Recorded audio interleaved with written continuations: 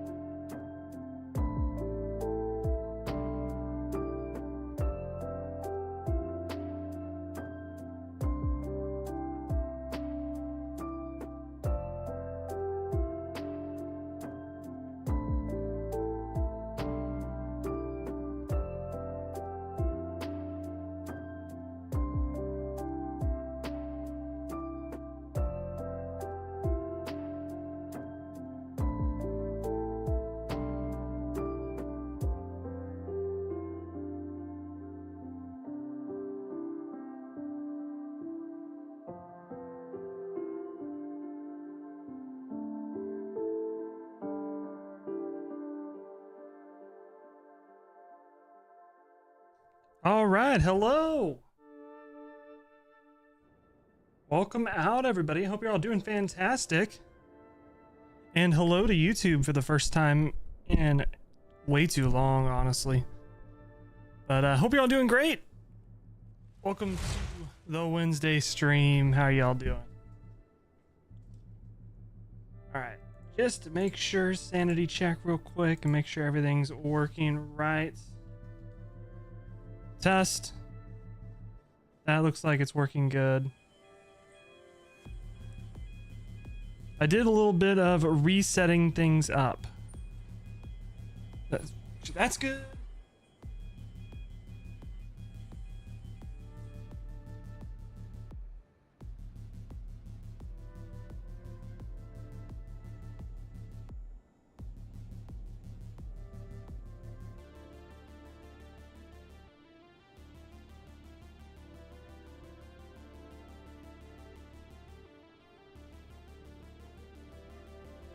It's not working.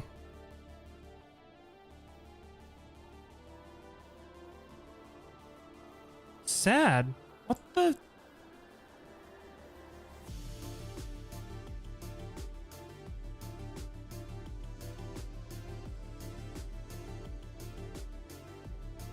Okay, you know what?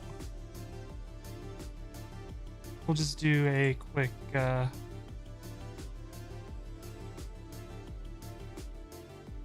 a quick audible here.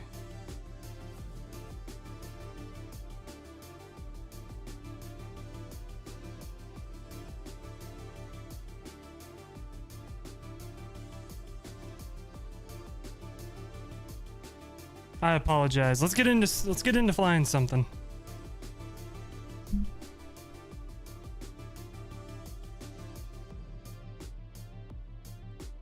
All right, so just released this week, there is the new world update. Fire, if you want to join, feel free to join. Doesn't have to be solo flying. I just haven't gotten in Discord yet. Everything's a little wonky at the moment. Here, I'm in Discord now. I still have to get logged into VATSIM and everything too. But there was a world update this week for the Caribbean. So we're going to be flying around the Caribbean, doing some hops down here. We're going from TTPP. I did not look up the names of these. Did not look up the names of the airport ahead of time, which is solid move. Solid move, Keegan. All right, I gotta get Sim Toolkit up and running. But we're back in the 737, doing some flying with that. My multi-stream chat is not working, so gonna have two different chats up, one for YouTube, one for Twitch, which is fine. 9Y. Like that.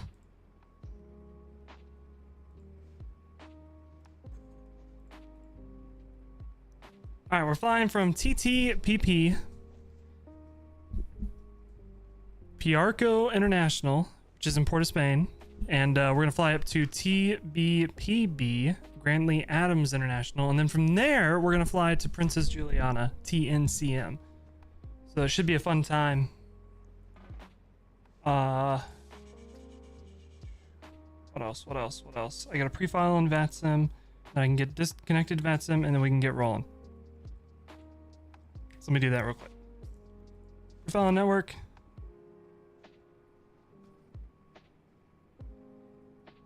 SEQM approach. I almost said Sequum. I was like, Sequum approach? Hey, how's it going? Welcome out, welcome out. I hope you're doing fantastic. Uh-oh. Oh, that's Fire joining the Discord.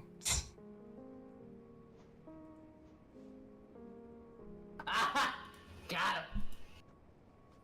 Is that on your soundboard, the USB disconnect thing? That's my join sound. That's your join sound. Oh, I'm doing good. I'm doing good. I'm glad to hear you're doing good.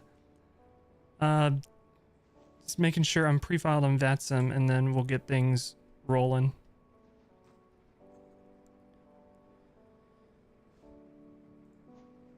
I had issues with YouTube when I started the stream over there. It's started a brand new stream that just said Keegan Toga's live stream instead of the wonderfully crafted title and everything that I put so much work into, and the thumbnail, which is literally just a screenshot. Keegan? Yeah? Where is TPBP, brother? That's not a real airport. It's TBPB. Yeah.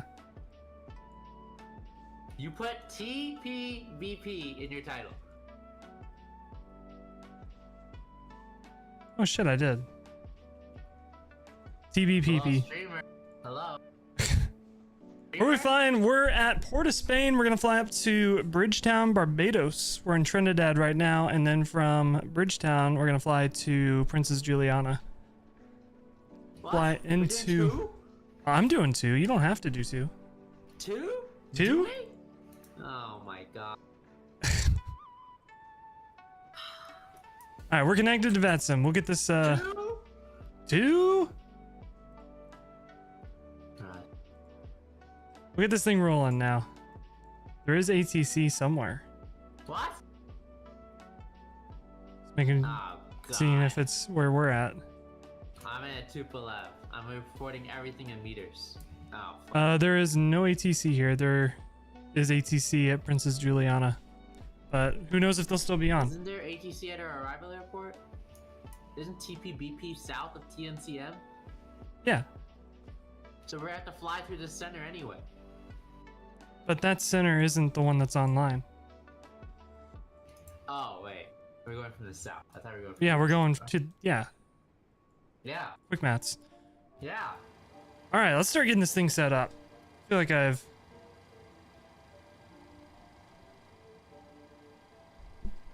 stalled enough. All right, we'll come over here.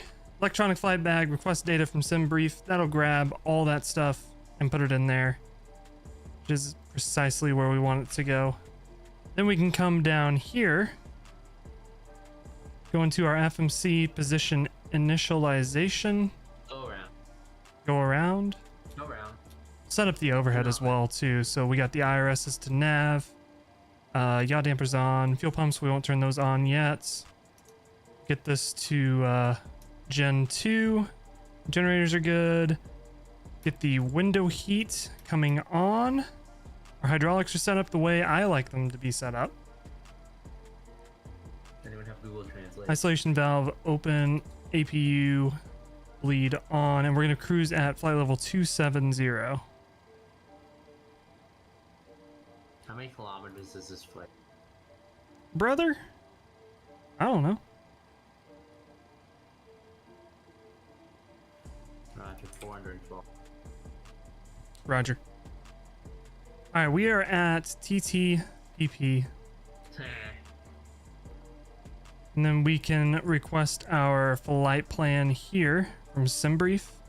We'll set the weight, the payload, set the fuel. So all that is good. Then we'll select the routes. It should be getting that loaded in. Hell yeah, Dr. Pepper time.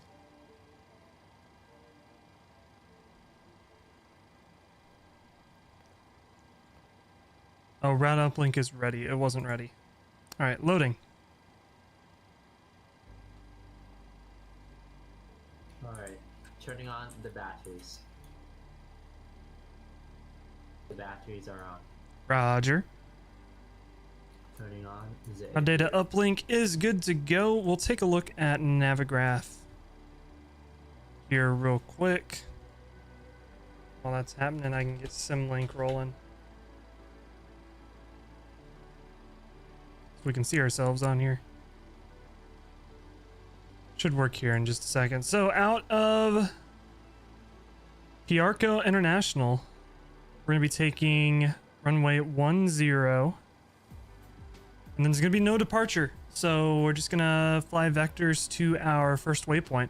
Now there is a chart for departures, omnidirectional departure overview. So it's just kind of showing that, you know, flying, let's see, that would be 20 DME out from the VOR. There's mountains over here on this part of the island, so it's flying out to avoid the mountains and then turning over the mountains. We're going to be turning to the north to go to our first waypoint, so that is what that shows. But there's no departure out of here. So that is all that we need to know for that. Just runway 10. We can get that plugged in there. And there's our route. POS, the UR515 airway to BGI. Activate that and execute that. Now, something I need to check real quick is when I did the world update, it reset all of my settings in the sim. So I was having to mess around with stuff, and that's what I suspected. The weather was changed. What are you flying? My Tupolev 134. Oh Lord. So now we're on live weather, which is where we want to be. I'm sorry you're not as superior to fly the Tupolev, okay? It'll come in time. Hey, at least you don't have to worry about your door falling off. Yeah, but I have to worry about everything else falling off. It's a different issue. I think you just... It didn't notify me of your follow. SEQM approach, thank you for the follow. I really do appreciate it. I thought I had that fixed, but it's still not notifying me of follows. And Britain DC. I was watching Britain DC the other day. He's a freaking awesome streamer. I appreciate the follow from you too, Britain DC. Yeah, I appreciate the follow. I don't know Streamlabs, just work better. Because if I go to Streamlabs dashboard. Alright. Push it back. And test it, right?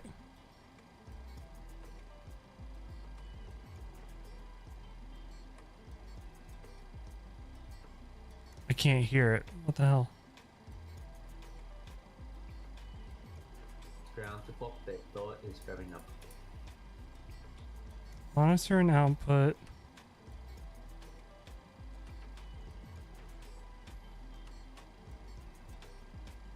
I don't know. I just gotta keep like a laser pointed focused on my activity feed. I apologize. Anyway.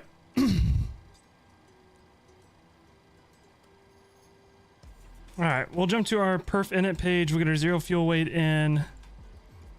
Our reserves for today are going to be 2.3. So get that popped in there. Cost index at 35. That's in there good. Cruising flight level 270. And then our cruise winds are 6 at 2. That's not correct at all. Because that's the test flight I did yesterday, isn't it? I remember that from last night. It's 2 at 8. My beacon, it takes too much power. Jessica Scott, how is it going? Welcome out. And thank you for the follow. I do appreciate it. Hope you're doing fantastic. Welcome out. Our transition altitudes, as in 4,100 feet. We'll go ahead and stick with that. Should be fine. We'll execute all of that. We'll jump over to N1 limit. That's where we can jump back to the EFB. There it is. And get all this data plugged in here. Taking off runway 10, plugs in our runway data. We'll import all the weights from the aircraft, not from the OFP, just to make sure we're getting the right weights and everything. We'll import the weather. And we'll hit calculate real quick. And that gives us flaps 5, takeoff, 1 D rate, and selected temp of 46. Which game do you usually play? I usually do pretty much exclusively flight sim. And unless it's Saturday, then after we do our weekly group flight, we usually play something else. Whether it be Void Crew or American Truck Simulator or Hell Let Loose or something like that. But outside of that, it's pretty much flight sim on this channel. Yep, we're boring AF. Exactly. Takeoff D rate, 46. Selected temp. And then flaps 5. Get our CG plugged in. And we'll double check our speeds. 136, 137, 143. Let me know when you're close to aligning, because I can't turn anything on my plane until I start my engines. Well, that's good. Yeah, I mean, I enjoy flight sim, obviously, or else I wouldn't be streaming it. And yeah, I guess as long as you're doing something that you enjoy, that's what matters. Why do I play this? Every time something breaks, I ask myself the same question. All right, 143. So our V2 plus 15 is going to be 158. So we'll get plugged into there. We can get the flight directors on. We're just going to go straight up to our cruise altitude of 270. And then we'll have to fly a heading out of here. We can grab that from Navigraph, the airport chart, and we'll get our runway heading of 105. And we'll fly that until we're 20 miles from the VOR. I have to be careful. If I turn on my beacon, my AP will fail. Because it draws too much power. You know? What does Keegan Toga mean? So Keegan is my name. Really? It's very creative. And Toga is full power in an airplane. They call it Toga power. It's max power. Unless you go like some planes can go more than max power, but that's max power for takeoffs and go arounds. So that's what Toga means. I just mashed the two together. That's how I got my name. Do you know the current latitude? The current latitude? I do not. Do you want my GPS coordinates? Hold. I think I can grab it from this thing. Hold on. Oh, okay. Okay. I see. It is 10. Nice. Right? Yes. Yeah. 10. 10. And the VOR that we need to be 20 miles from before we turn to avoid the mountains is Piarco, which is the Point of Spain Port of Spain VOR POS, which is 116. Don't even ask me how to program a VOR in this thing. Oh my god. Which radio is it? There's like 4 of them. Who knows? I need to know. And outside of that, with that plugged in, GSX is done boarding. We're ready to go. Alright, I'm pushing back. I need 10 minutes for my engines to warm up. Roger. We'll get the fuel pumps on. We'll get the APU starting up. And then down here, we're on Unicom. We have our transponder set to mode C, which is important. VOR is plugged in. The course doesn't really matter because we're going to go off of the DME. We have our runway heading set. Everything is good to go. So we'll get the auto brake to RTO. That should be set. I need another monitor. 2 monitors is not enough for flight sim streaming. Fuck, the APU failed. God damn it. Stand by. Shift E. Control E. Unable. We don't have that in Russia yet. Starting. APU start. Alright, it's starting. This is good. This is good. I'm gonna get the music muted so we can get some sounds for the engine start and everything. I need to turn off my nav light. Ah. Too much power. Always remember. So you're pushing back and everything. I'm gonna go ahead and call GSX and get that ready to go. Release the ground. Whoops.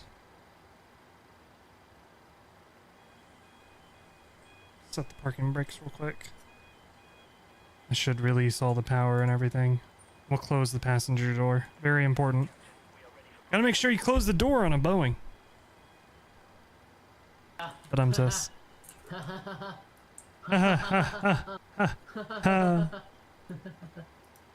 I'm sure that joke hasn't been made a million times in flight sim streaming over the past week.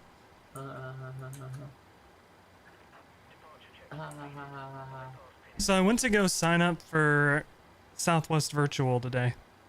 Why? Because I wanted to join. Because I wanted to join Southwest Virtual. But I already had an account. Yeah. So I'm like, I don't. You know. So I put in my, because it asked for your VATSIM ID and your email. So I put in my VATSIM ID.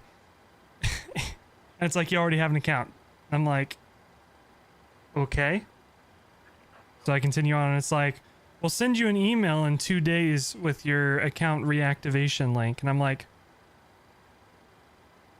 shit.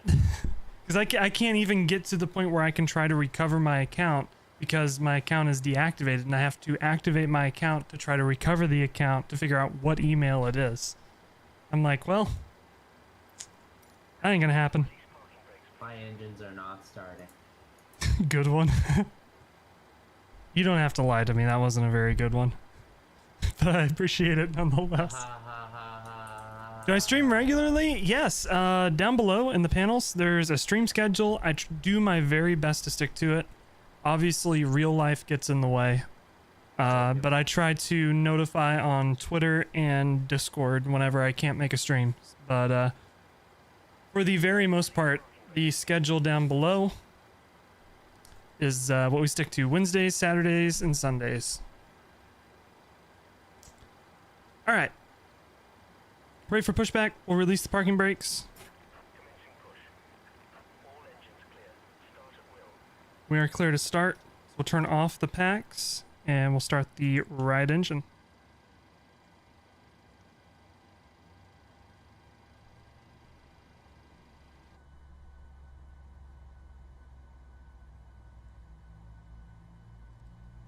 I have slight issue. Plane no start. GSX, what are you doing? Okay, it's working. We're on all default scenery today. So there's a scenery I could have bought for this airport, but in all honesty, how often am I going to fly to Trinidad? I don't Yes. think I am going to fly there very often. Nothing against it, but It's just not in my wheelhouse of airports I fly to. And then the next airport there is no scenery for, so it's default. And then Princess Juliana, it's handcrafted scenery, so at least it'll be better than like stock buildings and everything. I didn't turn on the fuel, did I? I'm flying too much Airbus. My engine is cranking, but fuel is not entering. I'm telling you, you gotta get that Control-E. We don't have that. This is Russia, Soviet Union. Soviet Russia. Alright, fuel cutoff is open. I don't need Waiting for that. this switch to switch off, which it just did. And Fuel our priority, start valve red open light on. went off. So we have a good start. We can start engine number 1. Left engine. Oh, Now do it the when right lamp way on, this that's time. possible.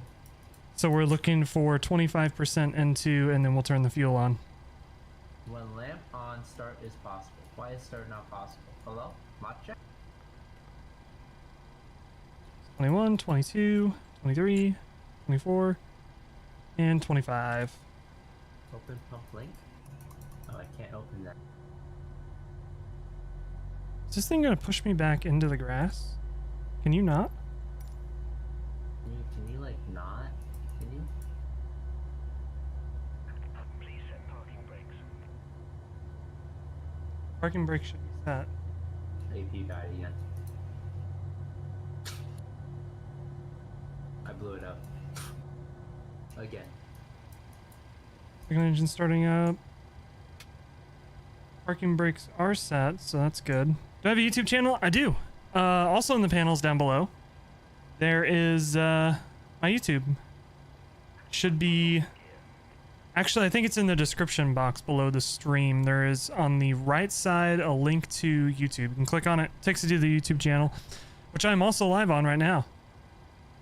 For the first time in like 5 months. I have neglected my YouTube channel greatly, but life has been very busy at the end of the year. Bypass pin removed. But I'm gonna try to make 2024 a good one. Right is Life isn't even online right now. Oh, I see what you did there. I see what you did there. Hello? Alright, pushback is done. We got the screen cleaned up. We'll come down here. Our trim needs to be 4.87.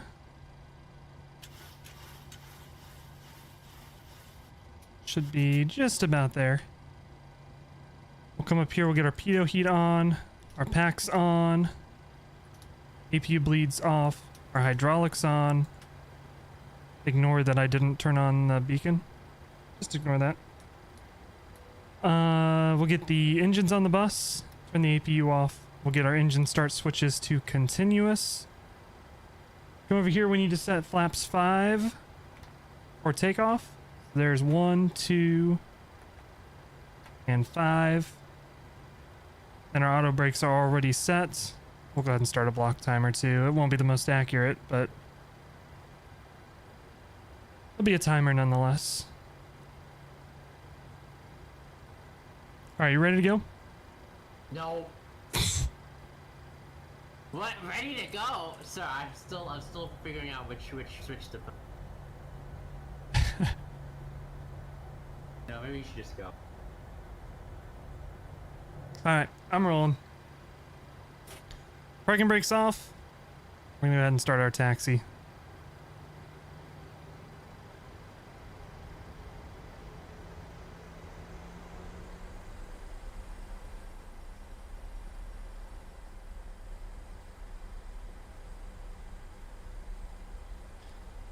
A nice number of followers, so why don't you make a proper gaming channel? Are you talking on YouTube? The reason I don't is if I do kind of a variety type channel that's super oversaturated, and realistically there's not a lot of games that I play. Microsoft Flight Simulator and City Skylines are the only 2 games I've been playing at the moment. And then a little bit of Power World, but I would rather stick to a niche of something I really enjoy, like Microsoft Flight Simulator, and really just explore that specific category. And then I've also tried the variety thing before. Like on Twitch, I used to play Halo, I used to play Call of Duty, I used to do Flight Sim, I used to do a whole slew of things. Anything that sounded good, I'd play it. But what ended up happening was I got myself into a mindset of whenever I'm playing a game, I should be streaming this. Because the only way you can really grow a channel on Twitch is to stream. And then I just got burned out really quick. So now with this, when I'm flying, I don't fly very much when I'm not streaming. I save the flying for when I'm streaming. And then I don't stream way more than realistically I can. So I won't get burned out on flight sim or streaming, which are both things that have happened with me in the past. So that's the reason why. YouTube, I'm sure I could do some more variety stuff on YouTube. But I don't know, I want to kind of take it one step at a time. Starting with flight sim at the very least.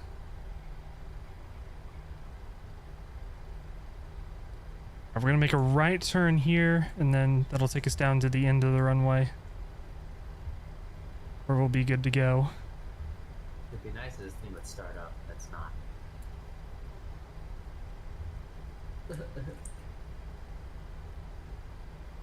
Russia, brother. It's them Russian planes.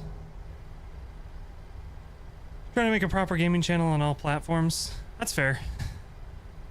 I probably could. Right now my work schedule has me working afternoons and evenings from like noon to 8 o'clock p.m. If I had like a normal 9 to 5, which sooner rather than later, that's what I want to get. I want to have a normal schedule. But if I get something like that, I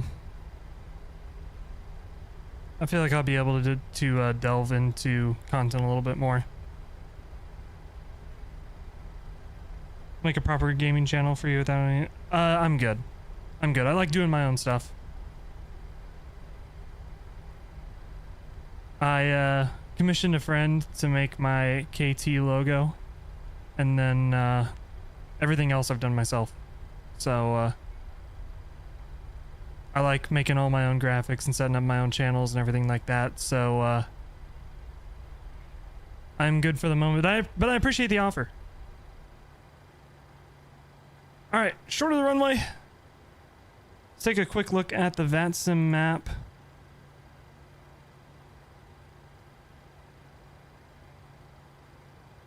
Nothing crazy going on where we're at. There's no other traffic coming in, so we're good there. We'll get our transponder to TARA. That's good, and we'll get out of here. Auto throttle armed. We'll get the lights turned on. Wing lights coming on. Strobe lights coming on. Everything is good there. Let's take a quick look. Nobody on the approach. Nobody on the departure.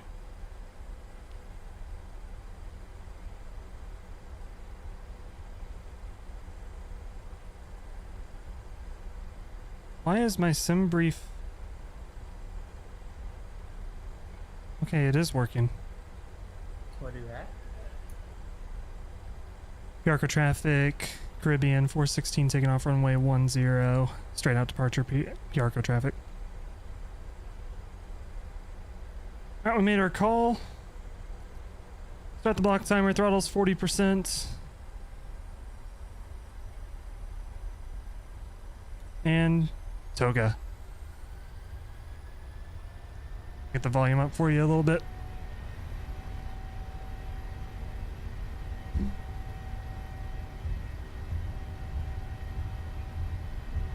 knots.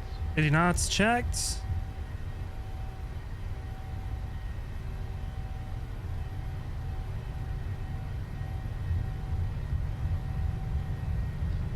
This is V1, rotates. And we're out of here. Gear coming up.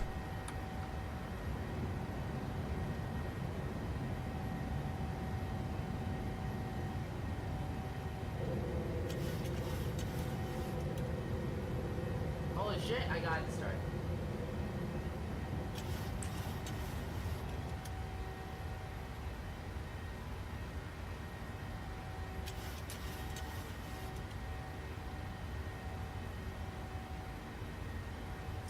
Alright, I've already said I'm not interested in purchasing any graphics.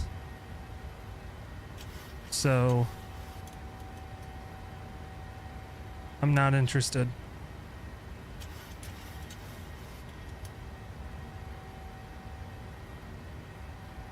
Oh my god.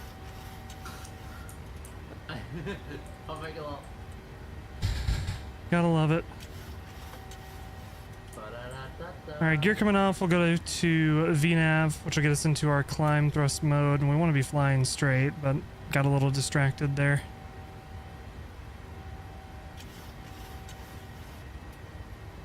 Go flaps 1.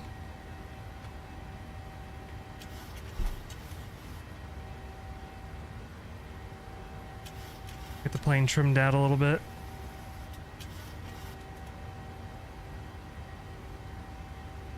And flaps up.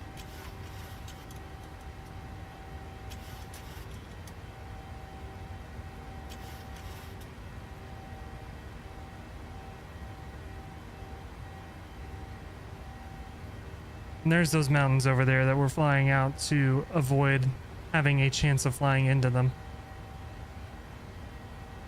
We're above transition altitude. We'll swap over to standard. I'm still hand flying the plane.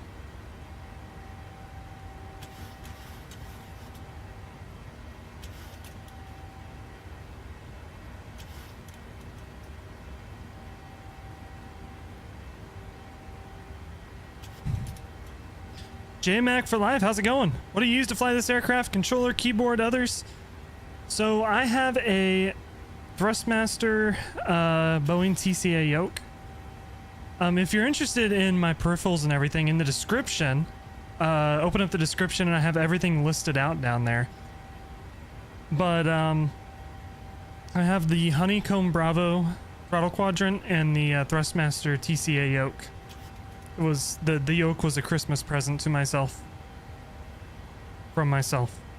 It was a nice surprise. I didn't see it coming. Roger. Roger. Didn't see it coming. Alright, let's go ahead and start this left-hand turn. Oh, what's this? Oh, a yoke? Oh, you shouldn't have. Oh my god, I did it for myself? Wow. So nice of you. How good is the Thrustmaster TCA? I love the yoke. 100%.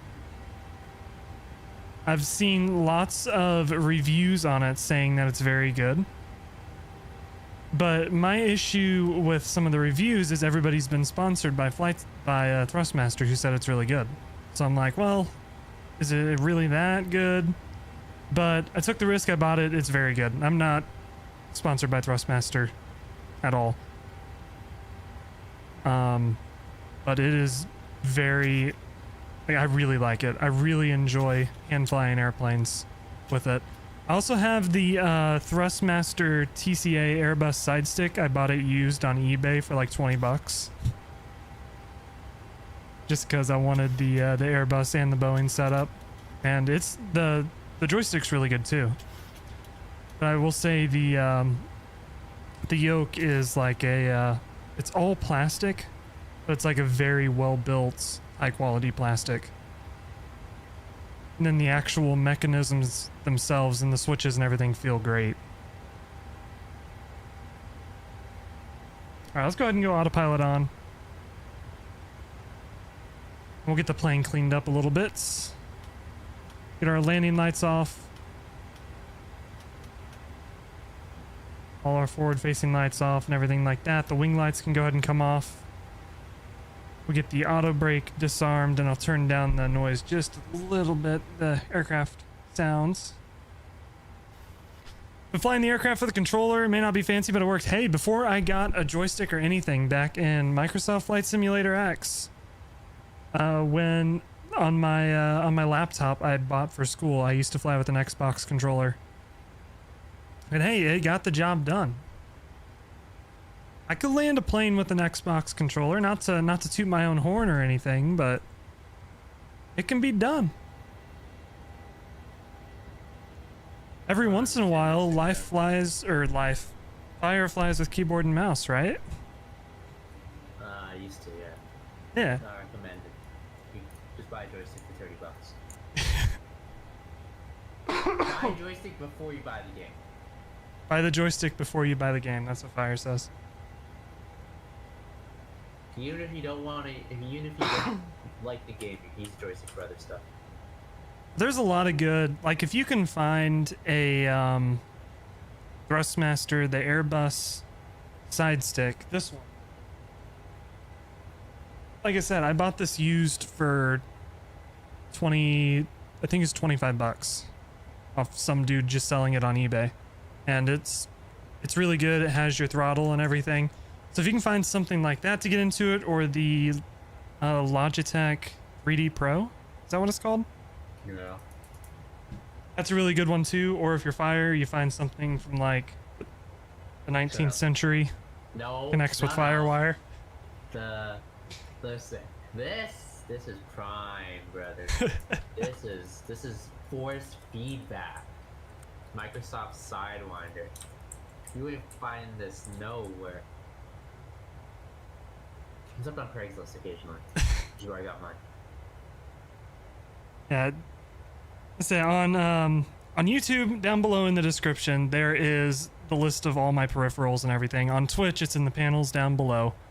The only thing in my setup I would not recommend is the Honeycomb Bravo. Not because the Honeycomb Bravo is bad. It's really good, but the company is really bad. Roger. It's not bad. It's just really good. The company screwed over a whole bunch of people.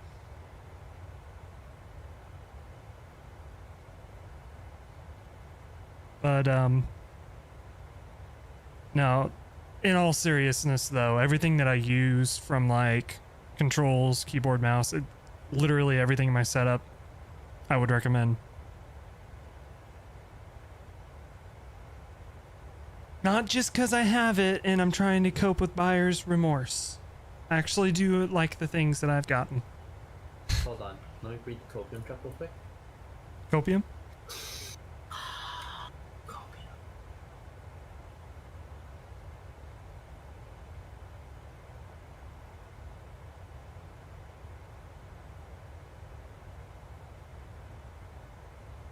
Oh, it's so nice. I'm looking at my second monitor.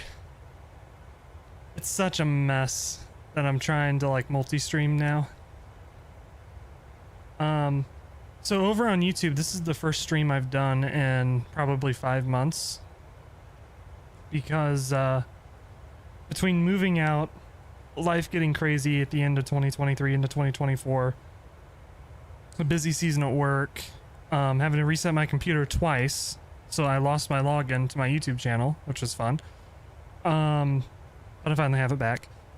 Between all that, it's just kind of gotten away from me. I've been able to stream on Twitch a little bit, but having a set schedule now and everything like that's gonna be nice. I stream on Twitch as well. I do. It's the same channel name, Keegan Toga. I'm trying out streaming on both. I've streamed on Twitch for years on and off since like 2017. I just started on YouTube last year, but obviously had to take a hiatus from it, but I want to try doing both, because in streaming on YouTube last year, you know, I was able to get a little bit of a following going and everything like that, and I feel like it's a real disservice if I can't provide any content. So yesterday I made a long ass community post kind of going through like, hey, here's the plan, I want to live stream, I'm back, hello.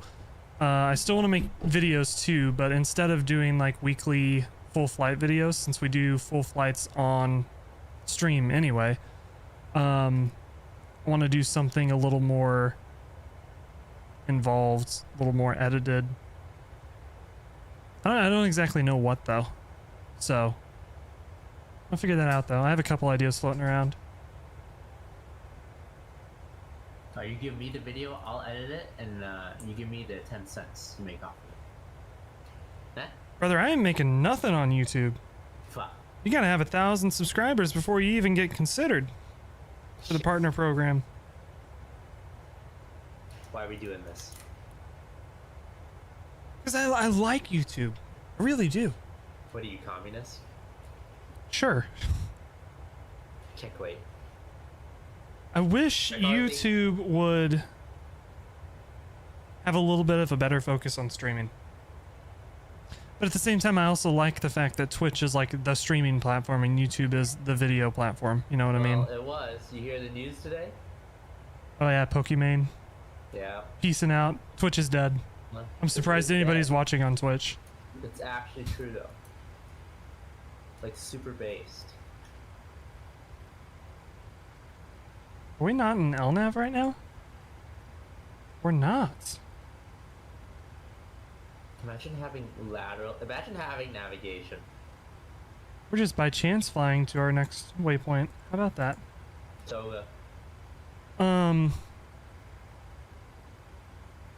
what I think happened with Pokimane is Twitch made, I don't know where this was said, so I guess don't quote me, but Twitch somewhere sometime said like they're going to be cutting back on the large contracts that they're giving creators.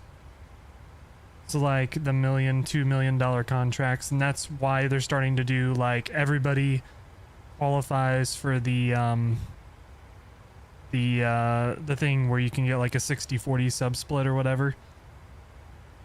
And they're trying to make Twitch profitable, basically. What I think happened is Pokimane's contract ended, and Twitch is like, we're not doing these contracts anymore. So she's like, see ya. I think that's what happened. I'm up. But on the flip side, though, it's good for her because she can basically go anywhere she wants. She can try out YouTube. She can try out Kick. If she tries out Kick, people will call her a hypocrite, though.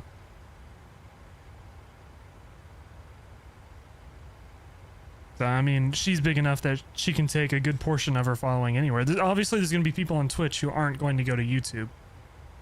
But, she'll be able to take a decent number of people with her, so.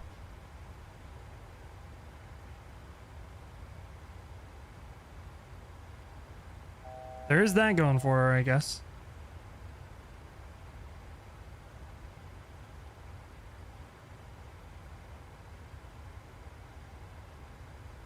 I don't know. My thing is, everybody always says Twitch is dead whenever somebody leaves, right? I remember when Ninja left, Twitch is dead. When Ludwig left, Twitch is dead. But what always ends up happening is they always come back to Twitch. Like Ninja's back on Twitch. Ludwig, I think, is multi-streaming on YouTube and Twitch now for the big events. Oh, he is on YouTube only? Yeah. Oh, well. Oh my god. I'm saying, like, a lot of people come back to Twitch. Am I using Navigraph and SimBrief as well? I am, yes. I'm using a nifty program called Sim Toolkit Pro. If you watch any of the bigger flight sim streamers, like over on YouTube, I guess it'd be Captain Canada. Captain Canada is really the only one I watch on YouTube. But he uses Volanta. This does the same thing that Volanta does, except it's 100% free. And it has fun built-in things like Navigraph. So I can open up Navigraph directly in Sim Toolkit Pro. So that's how I use Navigraph, and then the flight plan's made with SimBrief.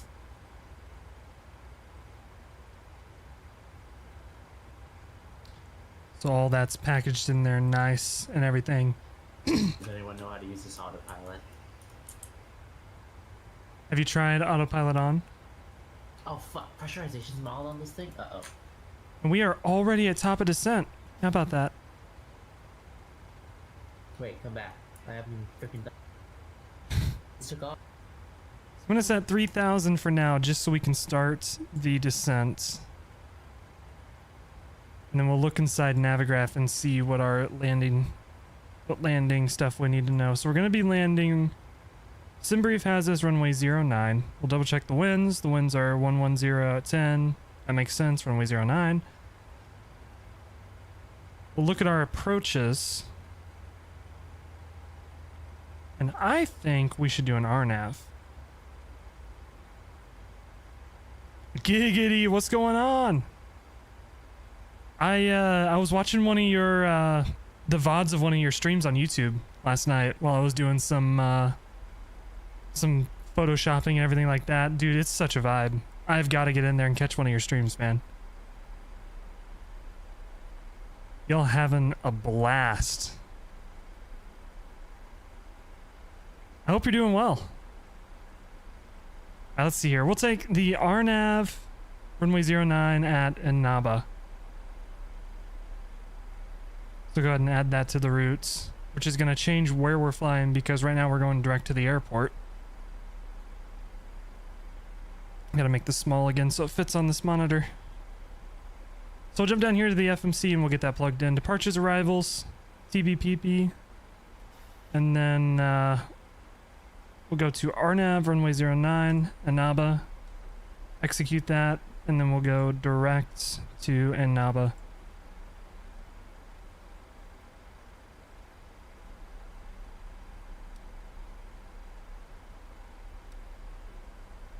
That's going to take us direct to the first part of our RNAV approach. That one was a rough set of circumstances, though. Good times all around. Been grinding all sorts of content. Hey, I see that. You're on the grind game recently, dude. Especially with the shorts. The Dead by Daylight game, it looks pretty fun. I'd never really looked into that game or seen gameplay or seen anybody play it. But it looks kind of fun. Doing a Resident Evil 2 playthrough? Hell yeah, dude. That's what's up. I know last time I said I was going to get into Power World, I think it was for either Thursday or Saturday. I said I was going to get into Power World. I haven't yet. I played a little bit and I'm like, okay, I can see why people like this game so much. That's all I've had time for. To get off work, I have like 4 hours and I gotta go to bed. We'll get there someday. We'll get there someday.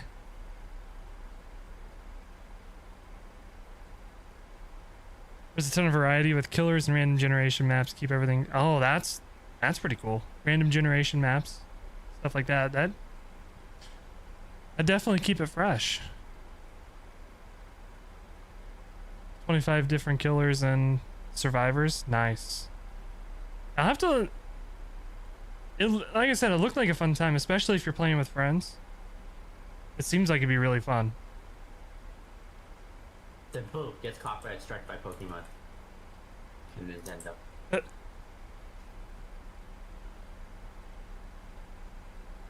Good variety. Hey, that's what keeps it interesting. What do I think about Power World?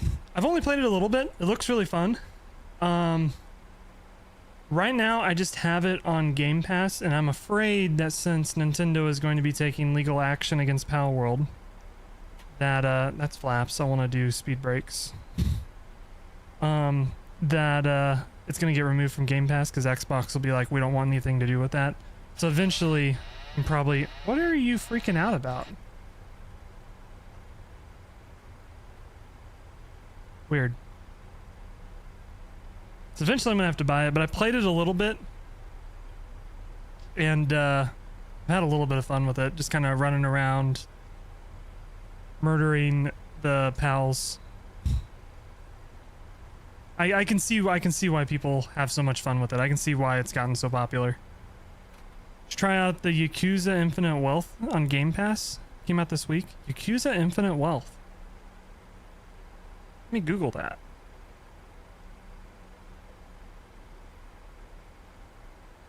Infinite Wealth. RPG. Published by Sega. I'll have to look into that. We'll be getting into a Getting into another RPG. The massive game, very funny. Oh boy. Oh boy. I like that.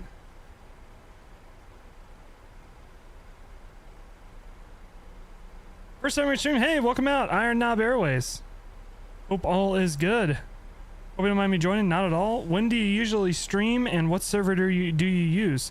So my stream schedule is going to be Wednesday nights at 10 p.m. Central Time, and then Saturday and Sunday at 7:30 p.m. Central Time. I need to get that posted on YouTube somewhere. I'll have to do that. That's a good. Your message is a good reminder for me to do that. In terms of servers, if 9 times out of 10 we're on VATSIM, which there isn't really a server per se with that. It's just joining the VATSIM network, and that's usually where I fly. For the once or twice, every once in a while that I do fly on the default multiplayer in Microsoft Flight Simulator, I fly on the USA East server.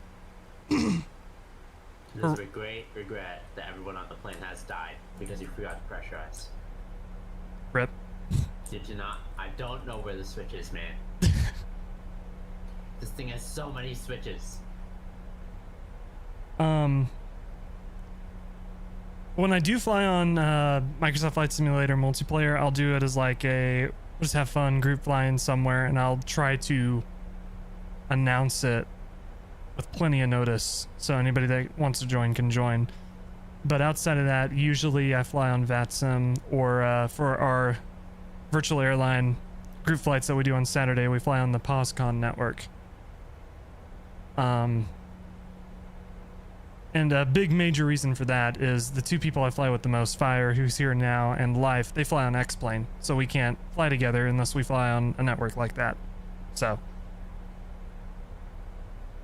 yeah, fuck Microsoft. you know what?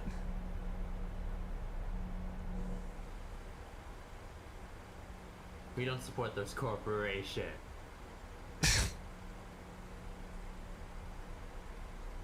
Yeah, you know, last night when I tried to fly and the world update reset everything, all my settings and controls and everything, I was thinking the same thing.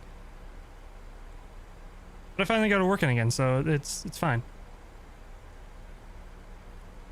How much do you know about the 738? Do you fly Airbus as well, like the Phoenix? Do I fly Airbus as well? Yes, I do. I really love the Phoenix. It's a little heavy on my system because I don't have the typical flight sim streamer dual PC maxed out system or whatever. I have a good system, but yeah, I don't have a 4090 or anything like that, so the Phoenix weighs a little heavy. I like to fly the fly-by-wire because it's a little bit lighter on performance.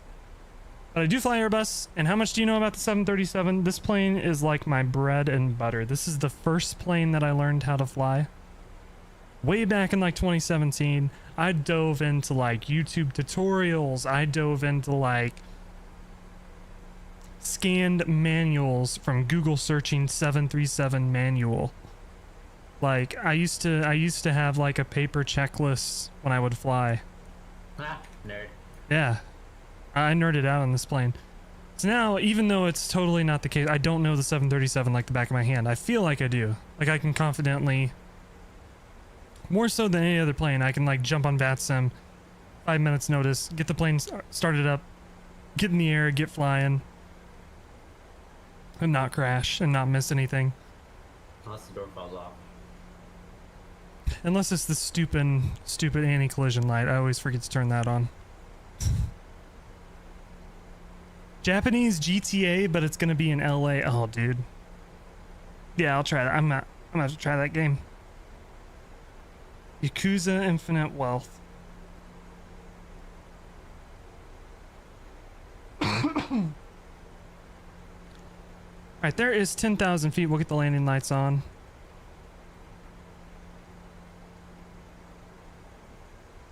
We'll go ahead and get the wing light on as well. I do want to get, I still need to reinstall X-Plane 12, because I want to do some more, especially now that I know how to get auto ortho to work. I want to do some more Dash 8 flying, and I have the Rotate MD-11 on there too, so we can do some MD-11 flying.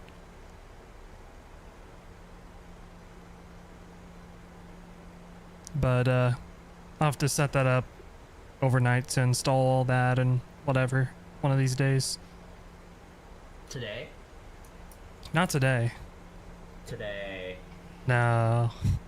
Today. This weekend probably. You have a VATSIM account and subscribe to my channel. Hey, thanks for the sub. I appreciate it. You use the A3s the most. Yeah, that I like the A3 A320, the Headwind A330. I like flying that too, just because it's something a little bit different. Gotta go. Have a good night. Hey, J-Mac, thanks for stopping by. You have a great night. Or a great day. I don't know what part of the world you're in, but you have a good rest of your day, night. Thanks for stopping by. Now, the Airbus I like to fly, back when I used to be in school, when I'd work on homework or whatever, I would set up an Airbus flight because you really don't have to do much once you get it up in the air and get the autopilot on. I'd set up 3, 4, 5 hour flights to have those going on while I was doing homework, just as something going on in the background, white noise or whatever. But I do enjoy Airbus. I almost say I prefer in the sim Boeing more, just because like flying with the Yoke, it just feels like it's a more hands-on process. You'll be hands-on? Let's trade planes. But if you want to talk IRL, it's Airbus all the way. Don't have to worry about the door falling off.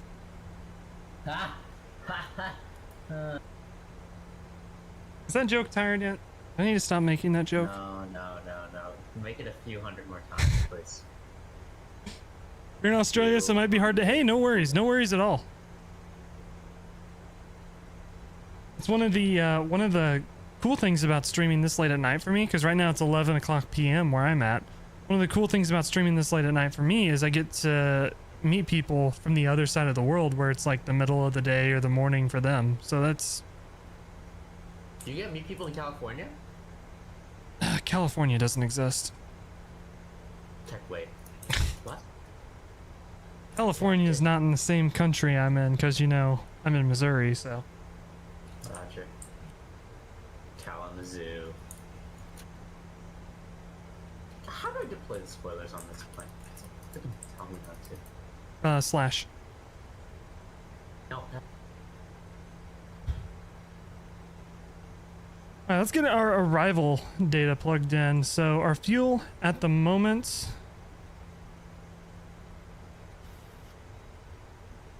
have 9.1. We're going to lose 0.2 thousand pounds of fuel. We'll have 133 at landing. We'll use flaps 30 for landing, which is going to give us a VREF of 142, V approach 147. We'll use speed brake 2. 3:30 p.m. there, yeah. So like from an American perspective, because I'm in the United States, it's really cool to get to meet people from other parts of the world, because even though it's so drastically late here, like real gamer hours here, it's the afternoon over in Australia, which is pretty cool. There's been a good few people that have come through from New Zealand, which has been pretty awesome. I don't know, I find it pretty cool. I think that's one of the great things about streaming, especially when you stream in weird local hours. How do I shut this alarm off? Oh my god. My ears. Did this kill the power, or will it turn off? Alright, we're going to turn our altitude down all the way. And one thing with RNAV approaches I always forget to do is to look at the airport chart and see what your airport elevation is. And where is it on this chart? I always struggle to find it.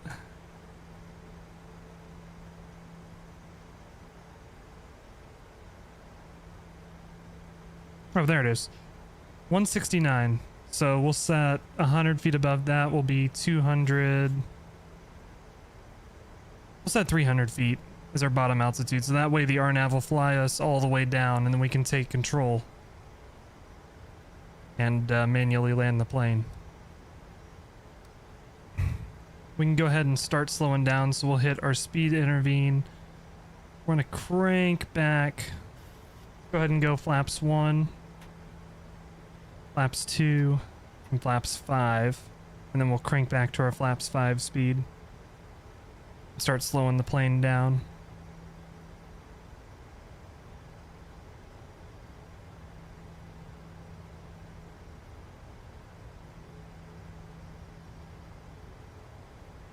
What? Engine failure?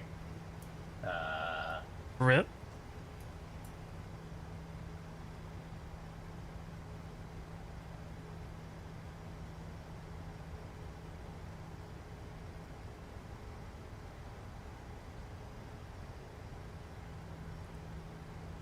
Roger. I have engine 1 flame, engine 2 flame. Grandly Adams traffic, Caribbean, 416s on a 10-mile final runway, 09, Grandly Adams traffic. So if you're over on Twitch, you can put in ! predict and predict a landing rate before we land. I don't know how to set that up on YouTube just yet, but eventually I'd like to get it set up on YouTube so that y'all on YouTube can predict the landing rate too. Eventually I will get there.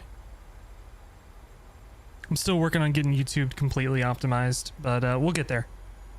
But if you're over on Twitch, you can put in that command and predict.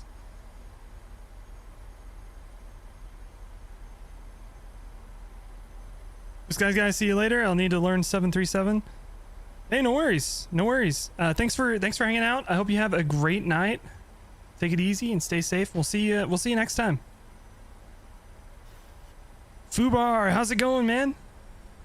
It has been ages since I've been able to catch your streams. I feel terrible. Man, I need to get back into your streams. How's it going? I see you've been playing a little bit of Hell Let Loose. How's the war going, brother?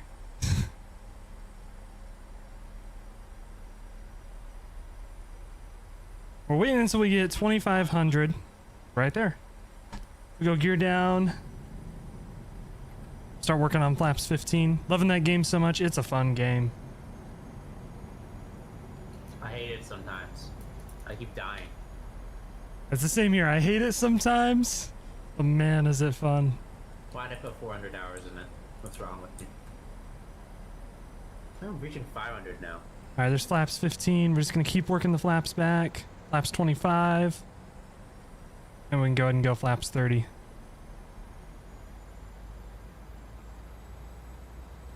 That's 700 hours in Hell Let Loose. Oh, man. You're putting in the work. I have 645 hours. Yep. I got probably like 20. I still like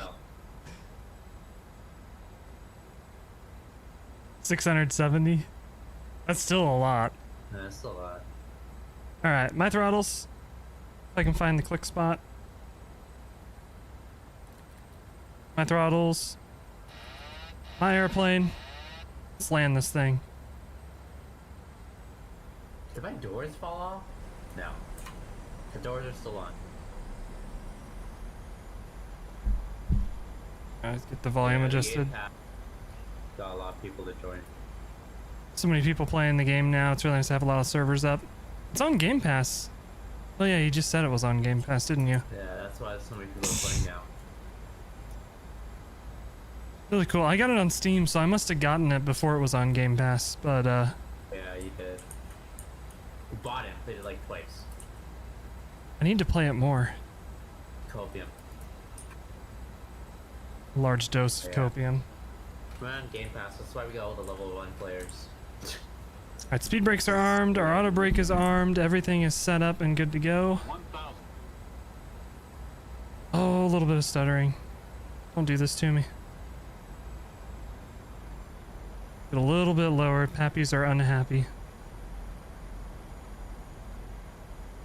I feel good about this approach, though. I just lost visibility. 500. Oh shit. Oh, we're getting a little fast. It's a Chili Willy's landing. Sync rate. Good lord. Oh man. And that's when I remember that I'm not used to flying with a yoke yet. I'm all over the place. 100. 50. 40. 30. Alright, set it down. 10.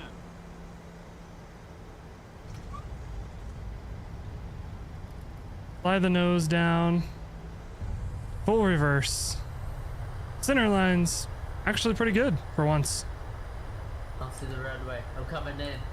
Need to upgrade your GPU. I feel that, and I have a 3070.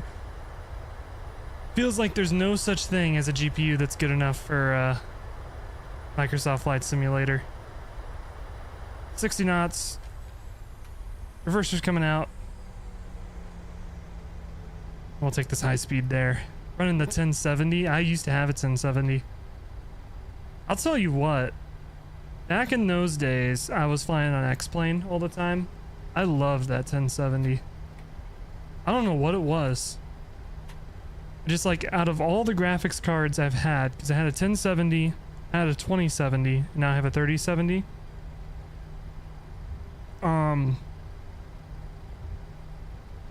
The 1070 back when that was like the card, that card just worked. I feel like sometimes I run into situations where the 3070 isn't enough to do stuff, and Microsoft Flight Simulator sometimes is one of those things.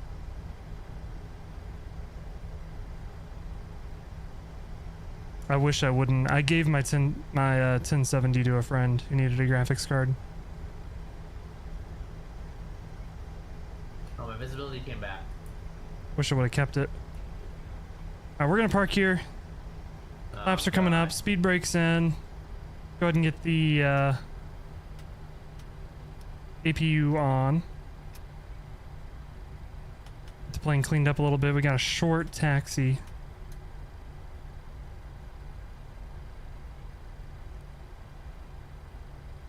Upgraded from the 2015 Radeon R9 390X.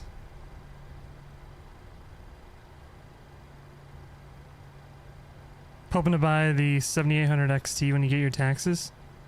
Dude, heck yeah. That's what tax refunds are for. Upgrading computer parts, right? That's what got my 3070 was a tax refund.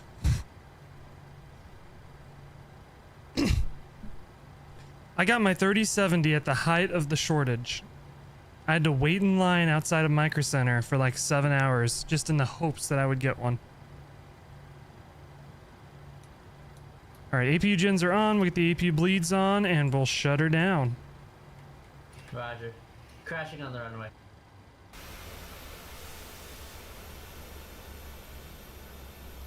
What the hell? This is it. Goodbye, cruel world.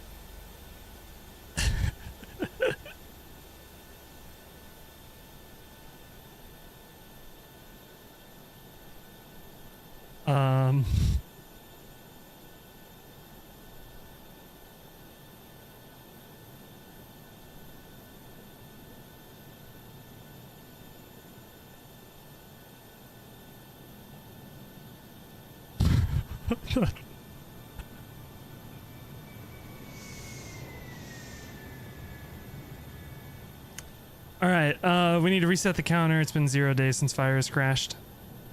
I blew a tire! Holy shit.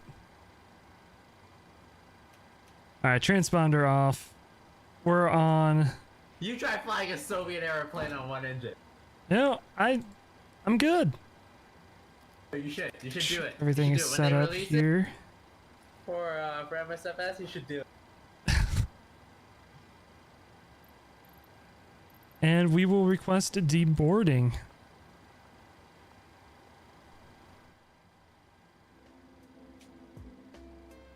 There we go. that is flight number 1 done. Now we're gonna go up to Princess Juliana. It's a little bit longer of a flight.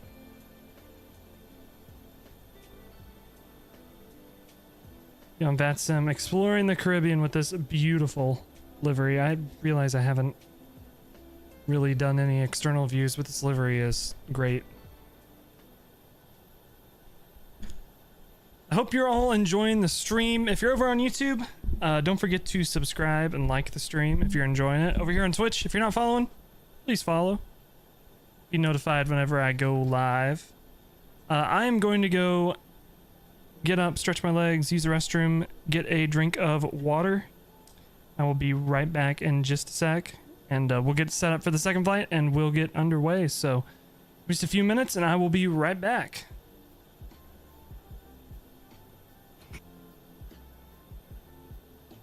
All right, Fire, I'll be back in just a sec. God, I'll watch this flight.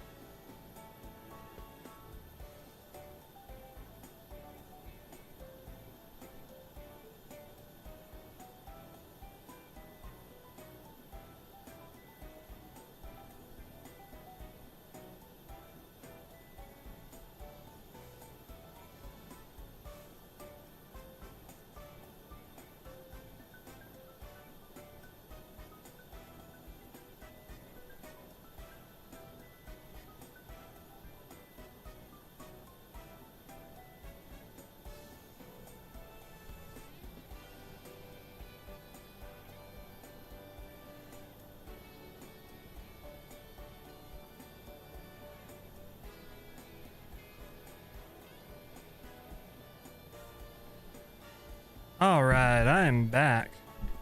The stretch was good. It was a very good stretch.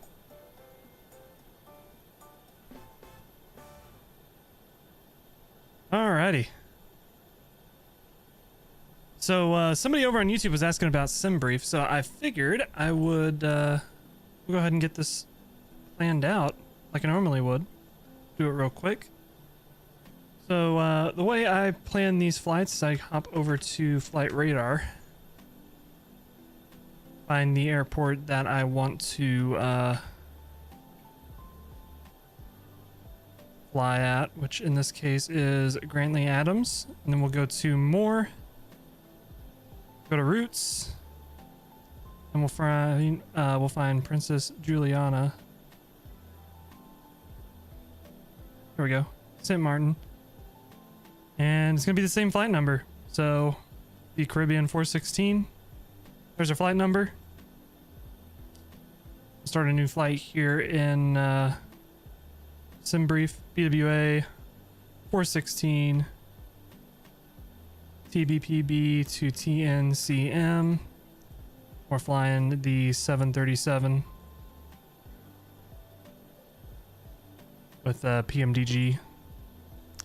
We'll get that all in there good. There's our routes. Everything else in here is fantastic. We can click generate flight.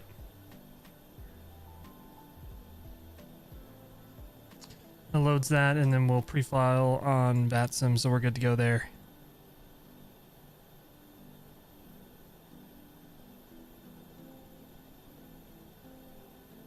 Let's get that pre-filed like so. Bada bing, bada boom, and we are all good to go. Close out of that, and we are ready to fly the next one. I just have to reconnect to VATSIM real quick.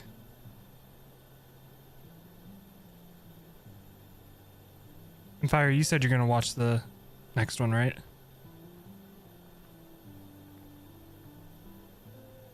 Oh, okay. He's deafened. All right.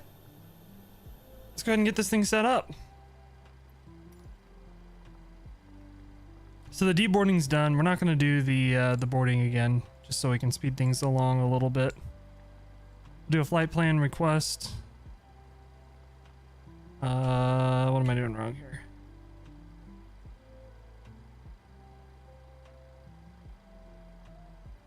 There we go. We have to request new data from SimBrief so the flight gets loaded in there. There it is. We can set our payload, set our fuel, select the route. We'll give it a minute to load.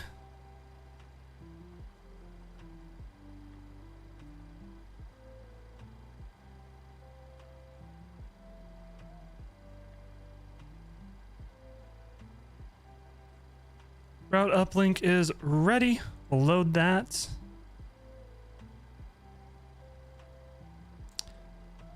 It's loading. I always get a little impatient. I want it to be done now. Just gotta give it a second to load. And now we're good. The route is in. Everything is fantastic. For runway, we're gonna take off the same runway we landed, runway 09. Activate that, execute that, and we're good to go. So we'll take a look inside of Navigraph and see what we have in terms of departures. We'll reload our flight plan real quick. It looks like there's no departures. We do have an arrival into St. Martin. We're going to be taking an RNAV, and that arrival will not apply to us. I'll show you what we mean once we get a little bit closer, but there's no SID here, so we don't have to worry about that. We'll just fly runway heading on departure. We can take a look here. Our runway heading is 091 from the chart. That's all we need to know. So our route's good. We'll go to pause in it. Or not pause in it, our perf page. In our 0 fuel weights. We'll grab our reserves for this flight. Excuse me. Be 2.2. And our cost index is 40. And then we're going to be cruising at flight level 360, so we'll be going up to a more higher cruise altitude. Winds are 296 at 4.1, so we'll get that plugged in there. That should be good to go. Then we'll jump over to our performance tool.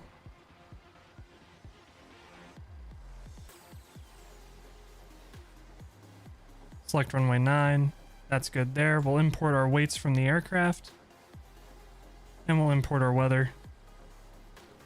And we'll hit calculate. We have all our data here. Flaps 5. Takeoff 1 with a 46 D rate. Or a takeoff 1 D rate with a 46 flex temp. So we'll get that in there good. Flaps 5. Get our trim 4.85.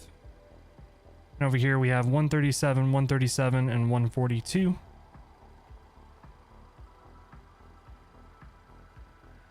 That's in there. And then 157 is our V2 plus 15, so we'll get that plugged in there. We'll go ahead and just put in our cruise altitude since we don't have any ATC. It's going to be 360 for this flight.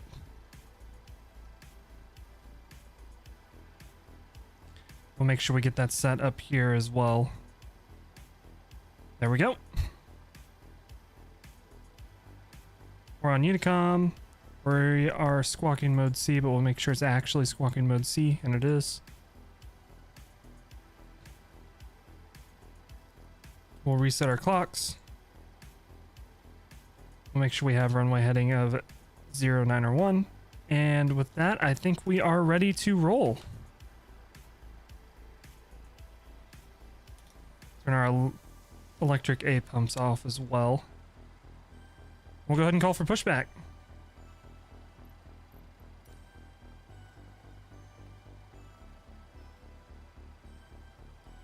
We'll make sure that the doors are shut. Very important with a Boeing aircraft. I think I'm just going to make that the joke about the door falling off the 737 for the rest of my streaming career. I don't think there's ever going to be a time that I'm not going to joke about that. So I apologize in advance.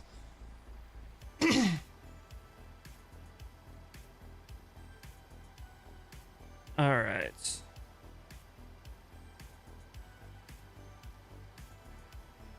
Look at our chart. We want to push back with nose to the left, tail to the right.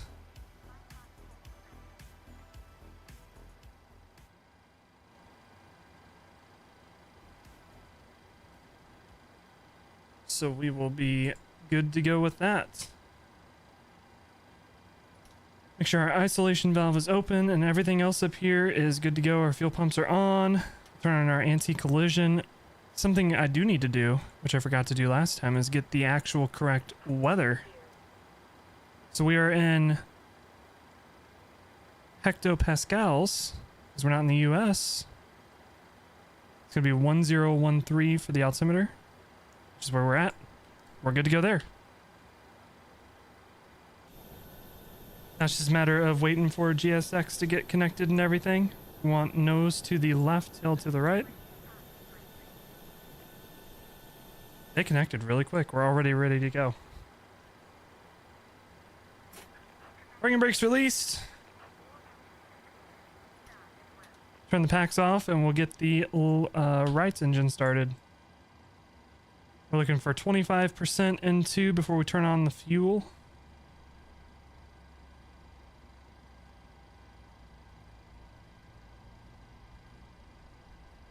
There's 20.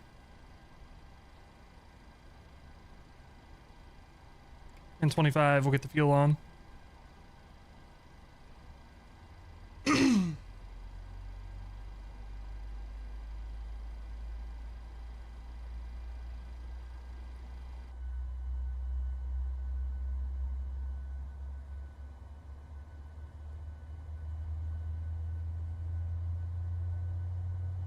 So Caribbean, which is who we're flying with today, was really quick to retire their 737s. They don't have any of the 737 NGs anymore. They're all Maxes now. Which I don't know, I found that pretty interesting. Like, man, already. I don't know that they had a lot of 737s to begin with, though. Alright, start valve is off. Start switch is off, so we'll go ahead and start the left engine. It'll be the same thing as before. We'll watch for 25% N2, and then we'll introduce the fuel.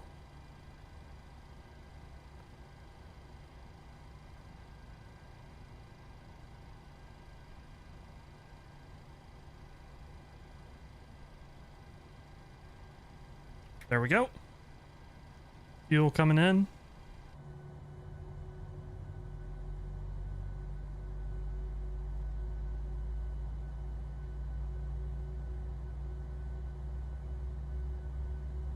At least this time GSX didn't push us back into the grass. They actually pushed us back into the taxiway, which is nice.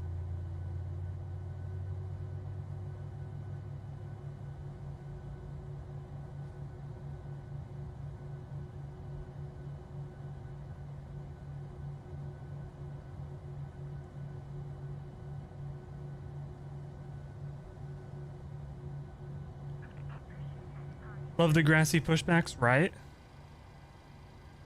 Pushback is complete. We have a good engine start, so we'll set the parking brake. We'll come up to the overhead. I think I just accidentally deployed the spoilers. Need to unbind that button. We'll get our packs back on. We'll get our hydraulics on. We'll get the engines on the bus. APU off. Engine start switch is continuous. I'll tell you what. The,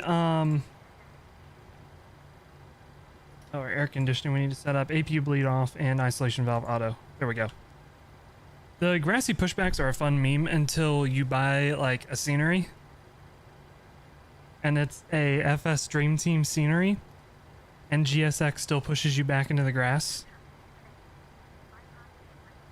Whenever that happens, I have questions like,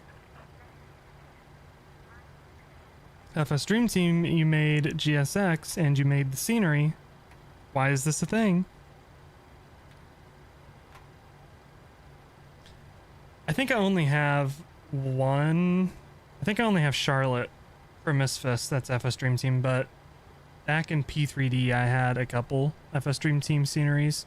And most of them, the GSX was just like, it'd go wherever. And Charlotte, I think it's happened once. Where I was like, what the hell? This is still a thing?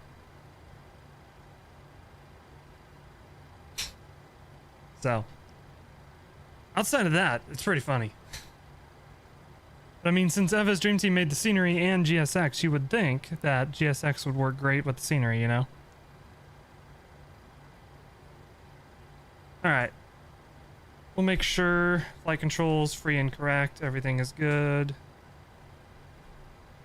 Yep, we're good there. We can get that back out of the way.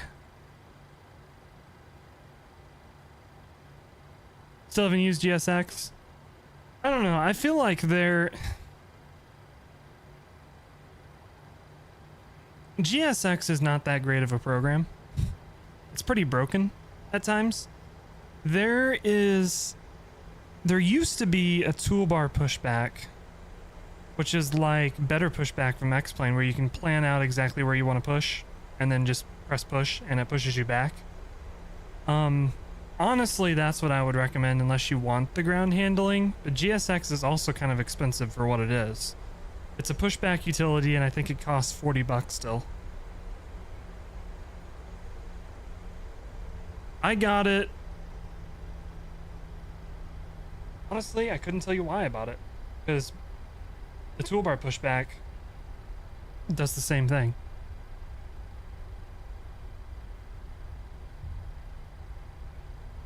I don't know. I'd say unless you want GSX, don't get GSX.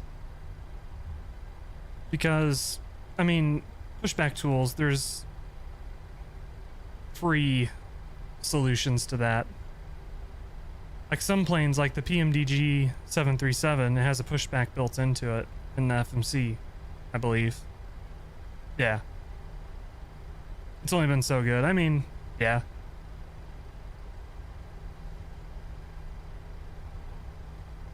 Luckily, most other things about the PMDG 737 are up to snuff.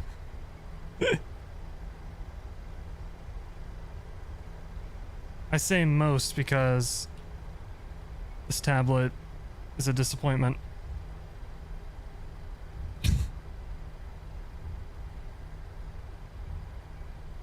All you fly airliners wise. Yeah, I always harp on PMDG. But you cannot deny that they make a great airplane. They do. Some of their pricing strategies, especially the forums, having to post your full name in the forums to get support, and some of the decisions they make, I think it's fair to criticize, but they make a good product. So it's kind of like a thing where it's like, I'm only gonna buy one version of the PMDG 737 because I'm not gonna spend $80 4 times. But at the same time, I was very willing to buy that first version of the 737, the 800. So I don't regret buying it. They make a really good product. But some of the other stuff, I'm like, come on, guys, really? Especially the forum things. But, whatever. I've never had a problem where I have to go to the forums, and if I did, I wouldn't go to the forums because I'm not posting my full name in the forums. So. But that's just me. If that's something you're cool with, and that's something you want to do when you buy, like, a PMDG plane, have at. And some of the posts I've seen on the PMDG forums, I don't know if you all were around when the VATSIM forums were like a big thing. It was a while ago. But they can get pretty toxic at times too.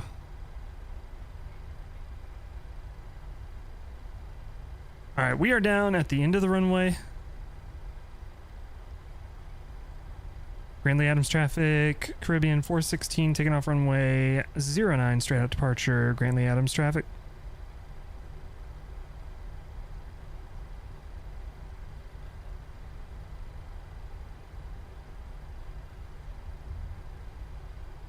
It came with FS 2020 version for $1 once it came out. See, I didn't get my discount. That's another thing I'm salty about, is because I bought the NGXU for P3D with it in mind that I would get a discount on the 730 on the version for Microsoft Flight Simulator, but they changed the rules for it where it had to be within a certain amount of time. And I will swear on my life, and I will put money down, and it was on the forums and they deleted or edited the post or something, but it was anybody that bought it for P3D V5, you would have a discount.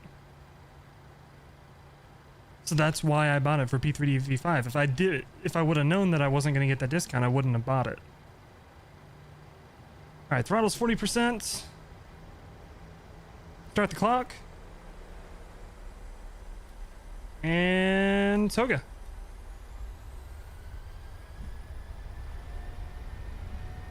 I need to move my mixer closer to my reach so I can actually adjust the volume without leaning all the way forward.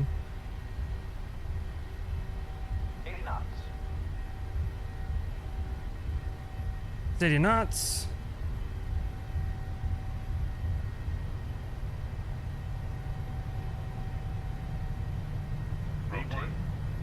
Rotate.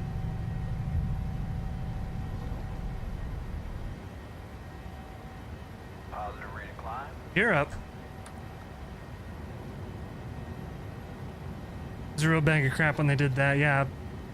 But at the same time, though, like I said, I don't regret buying this plane because PMDG makes a really good product.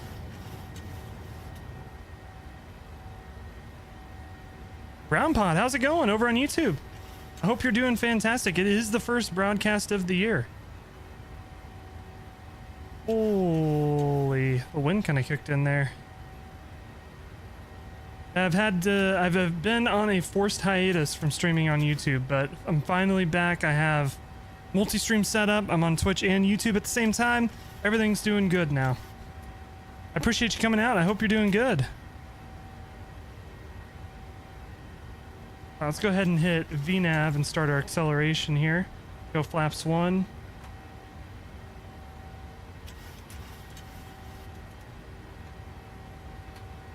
Go. We'll nose down, just accelerate a little bit. Hey, found a software solution on your phone? Hey, that's what's up. Some of the mixers can get really expensive. Gotta run, have a good fight, catch you later. Hey, thanks for hanging out, Fubar. I'm gonna try to get into one of your streams here sooner rather than later. Work schedule's been a little crazy, but I want to get back in and hang out a little bit. But you take it easy, have a good time, or wow, have a good night. I'll catch you next time. We'll see you, man. All right, we're working on accelerating here a little bit. We're gonna go ahead and start a left-hand turn to get on course. Bring our heading around. Start that turn. Still hand flying. Absolutely love hand flying this plane. Go to standard pressure.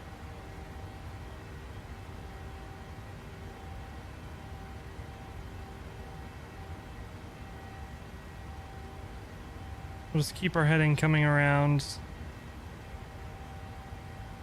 about 325, somewhere around there. Our climb coming. Once we level out, we'll go get a wing view. Take a look back at the island we just departed from, Barbados. See ya!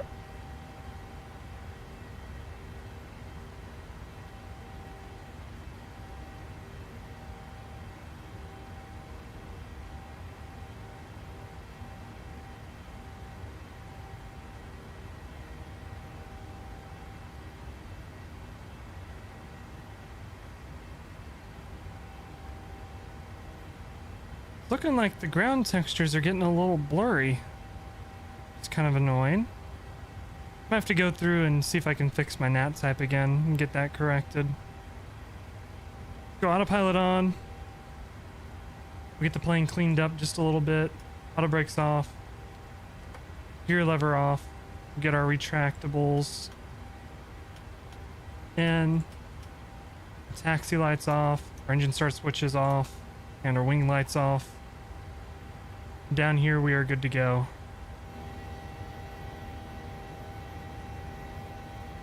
Yeah, the solution I've found for kind of these blurry ground textures, for me at least, is going into the command prompt and resetting my NAT type. So I may have to do that since I had to, well, since Microsoft Flight Simulator reset all of my settings yesterday. I'm gonna have to mess around and try to do a little bit more research and see if I can better optimize things. Or it could just be that the photogrammetry here is not very good. But I like to think that's not the case since they just did a world update for this area. Barbados is one of the places in the world update.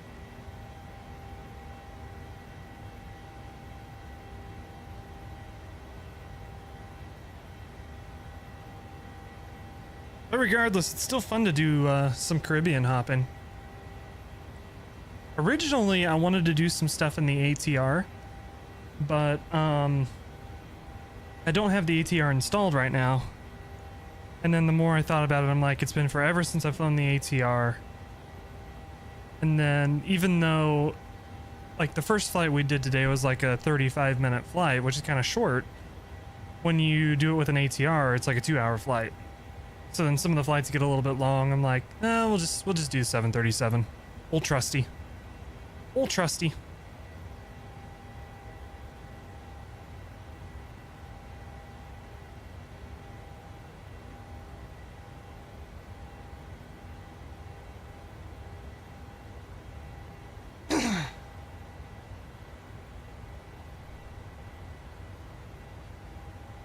All right. Sit cross-legged a little bit more comfortable. So we can jump up front and get our landing lights off since we're above 10,000. So that's all good. Everything's good there. I guess we can let people get up to use the restroom. We're circling around we can probably go ahead and go direct to our first waypoint here, Sakun. So we'll do that, and then we'll flip the LNAV on, and that'll take us straight there.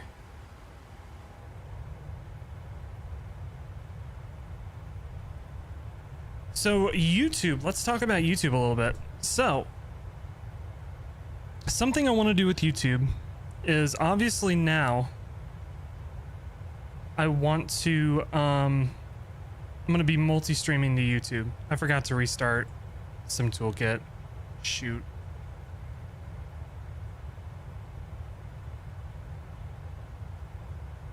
Please give me the new flight has started notification. This, we'll see what happens. I'm gonna be multi-streaming to Twitch and YouTube. So, YouTube-wise, the streams are coming back.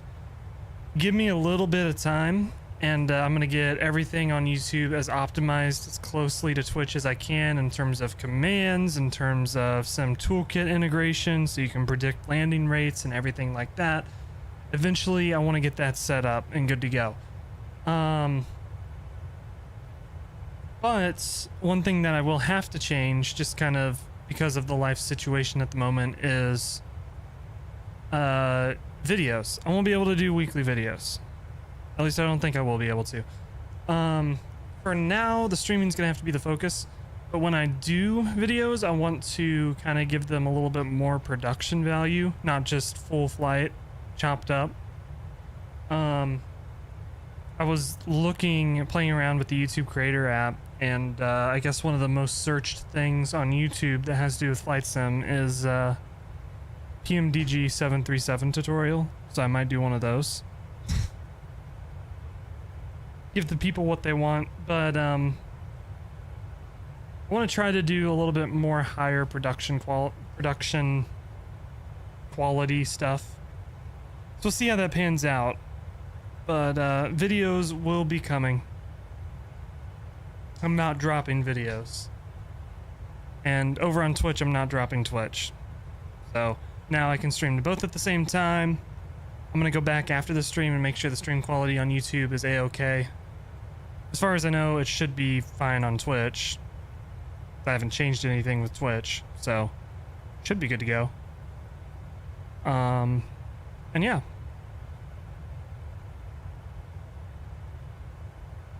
Of course, if there are issues, please say something.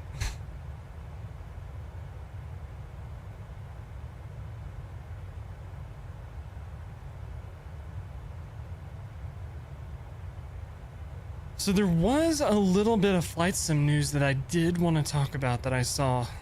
Oh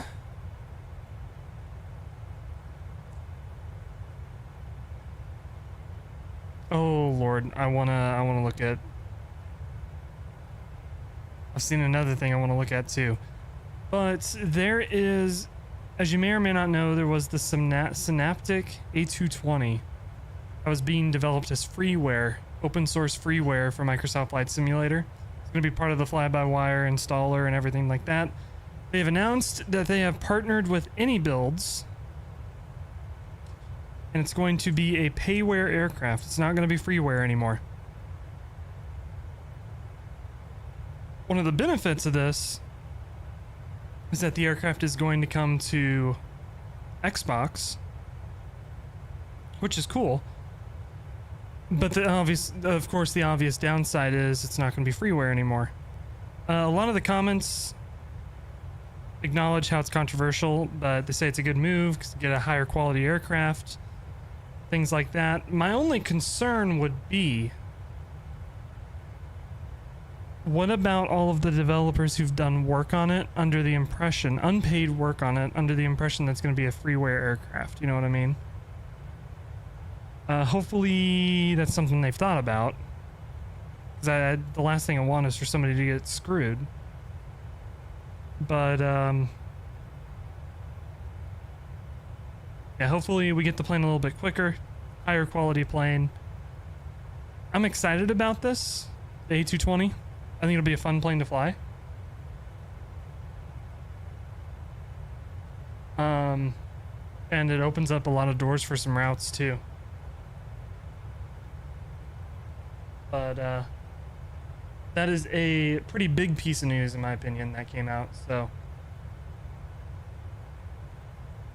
kind of the in part down here, the last paragraph talks about how any builds, when all is said and done, they will have done with this announcement, they will have done the A220, A310, A300, A320 Neo, A350, and A380, which is pretty cool.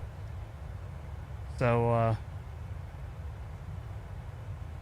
yeah, we'll have to see how this all pans out. But any builds being on board, any builds, the quality of products they put out is pretty high. So that's exciting. The other thing that I just saw that I want to look at is Aerosoft has made a comment on the Honeycomb situation. So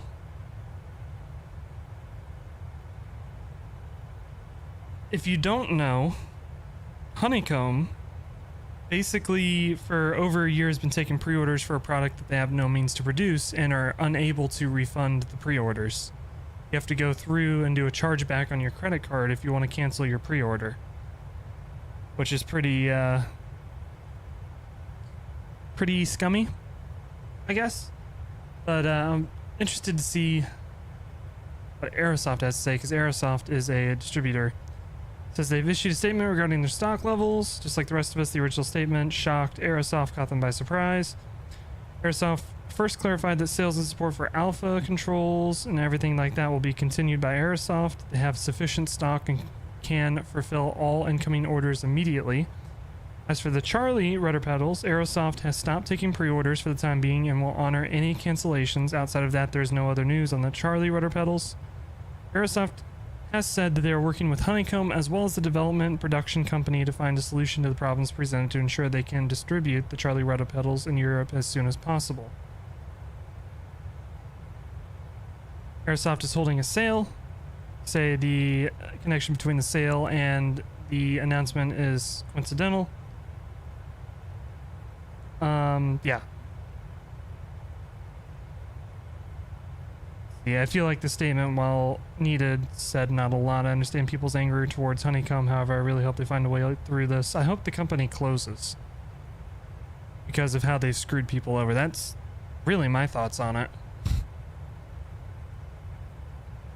I'd be worried about any warranty claims now that the company seems to be having difficulties. That's true. Somebody's making a DA42.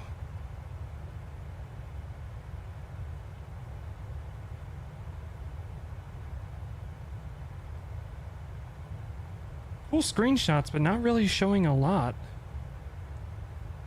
Becoming 21024.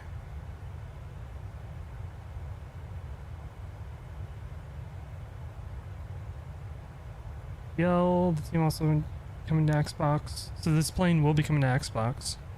Kind of cool. And then also, I guess the other piece of big news is the Duchess Model 76 Adjust Flight has come out. I've seen a few people flying it. I don't think I'm going to get it. Just because I don't do enough general aviation to justify buying it. But it looks pretty good. It looks like a fun flyer. And like the texturing and everything like that, it's pretty well done. I don't know, maybe someday we might get it. It won't be anytime soon though.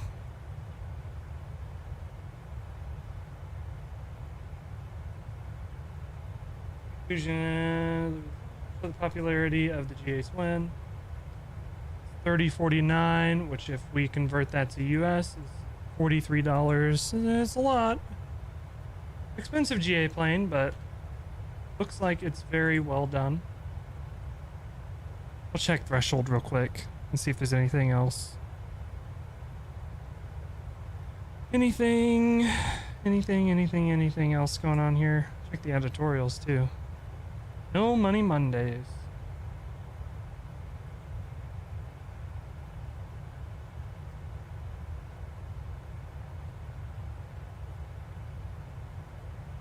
The tragedy of terraforming. Oh.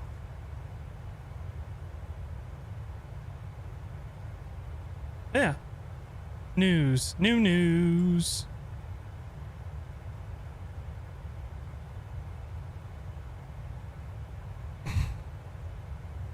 See, I think there's one more news website that we can look at.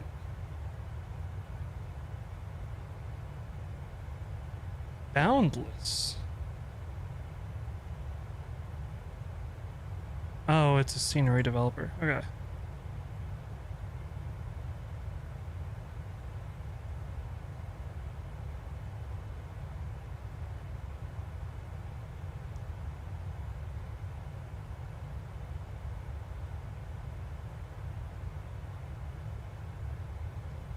SimCitizen report. Can flight sim get you arrested? Oh, what? Okay, we'll take a look. I'm curious. In our previous installment of SimCitizen reports, also this website FS News, I don't know how good this news source is, but the title caught me. In our previous installment, we took a close look at post 9/11 flight sim world, ranging from the reactions of simmers to bizarre wave of moral outrage surrounding the hobby from the outside. In the end, for all the supposed controversy, the simming hobby as a whole suffered little, if anything, in the way of real consequences. Unfortunately, this wasn't true for everyone. We look at noteworthy, dramatic, historic events in flight simming. I don't think I can talk about all this on YouTube.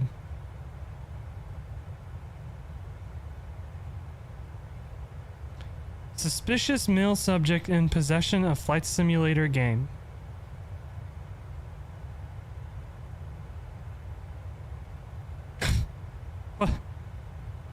Okay. 2012 officers arrived at the home of Chico, California resident Wiley Gill to investigate a report of domestic abuse. Gill, a devout Muslim, was home alone. Domestic abuse suspect the police were looking for was not and had never been in his house. The police searched the resident and found Gill had a flight simulator type. Oh, Jesus.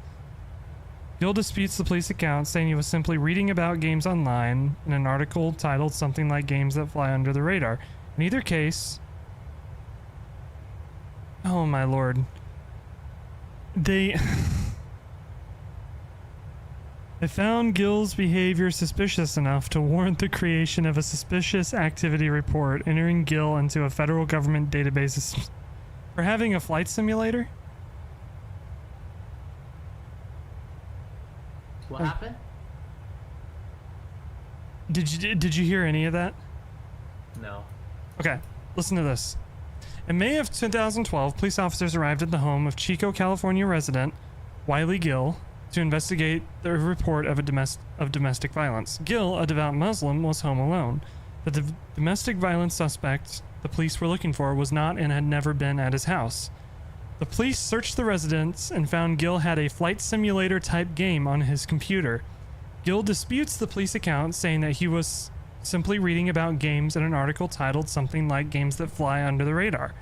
In either case, officers found Gill's behavior suspicious enough to warrant the creation of a suspicious activity report, entering Gill into a federal government database of suspicious activity that could be related to terrorism. For having a flight simulator. Now, this... I wonder if this is the report. Because if it's... Can I rotate this?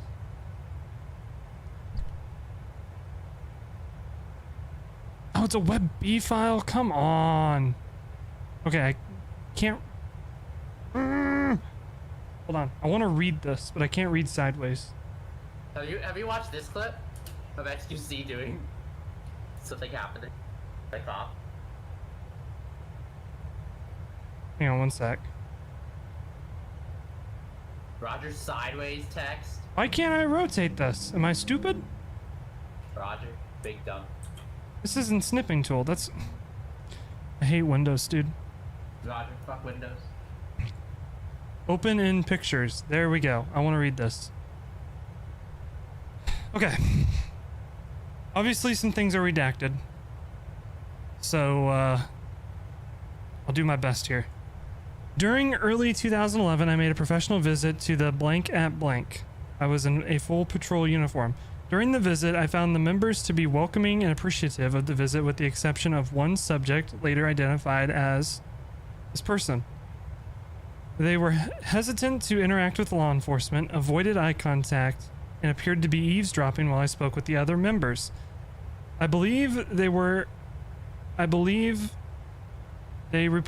He reported he was a previous student of blank, is blank who was based on his appearance. Full beard and traditional garb, is a convert to Islam at the young age of 26.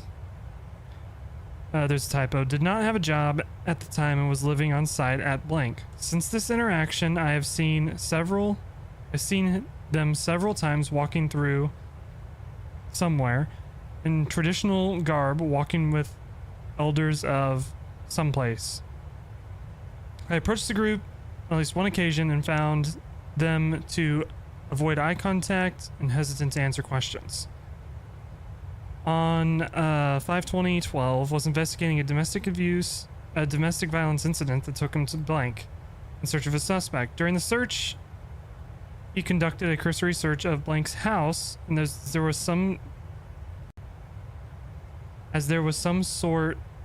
some indication he suspects may have fled into. Can we fucking teach police officers how to use the English language? I suspected the person to be at his residence. So-and-so found the house immaculate. This person was not very happy with the police officer entering the house, presumably because he still had his shoes on. The police officer noticed that this guy had a computer console located in the residence. Computer console. As he attempted to hastily close down the screen, the police officer noted that he was on a blank page titled something similar to games that fly under the radar. The officer noted that he appeared to be accessing a flight simulator type of game. His full conversion to Islam as a young WMA and pious demeanor is rare. Coupled with the fact that he is unemployed, appears to shun law enforcement contact, has potential access to flight simulators via internet, which he's tried to minimize, is worthy of note. Holy shit, he's a terrorist. What the fuck? Good job, police. Okay, so They figured it out. I don't. I guess it's a good thing that I stream flight simulation. So when the police knock on my door and they see I have a flight simulator up and they try to pin me as a terrorist, I can be like, no, I stream flight sim. What the fuck? All right, ACLU sued. Good.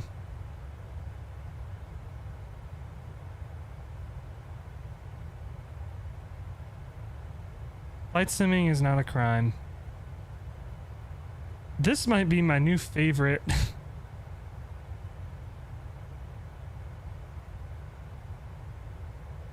Easy sensation.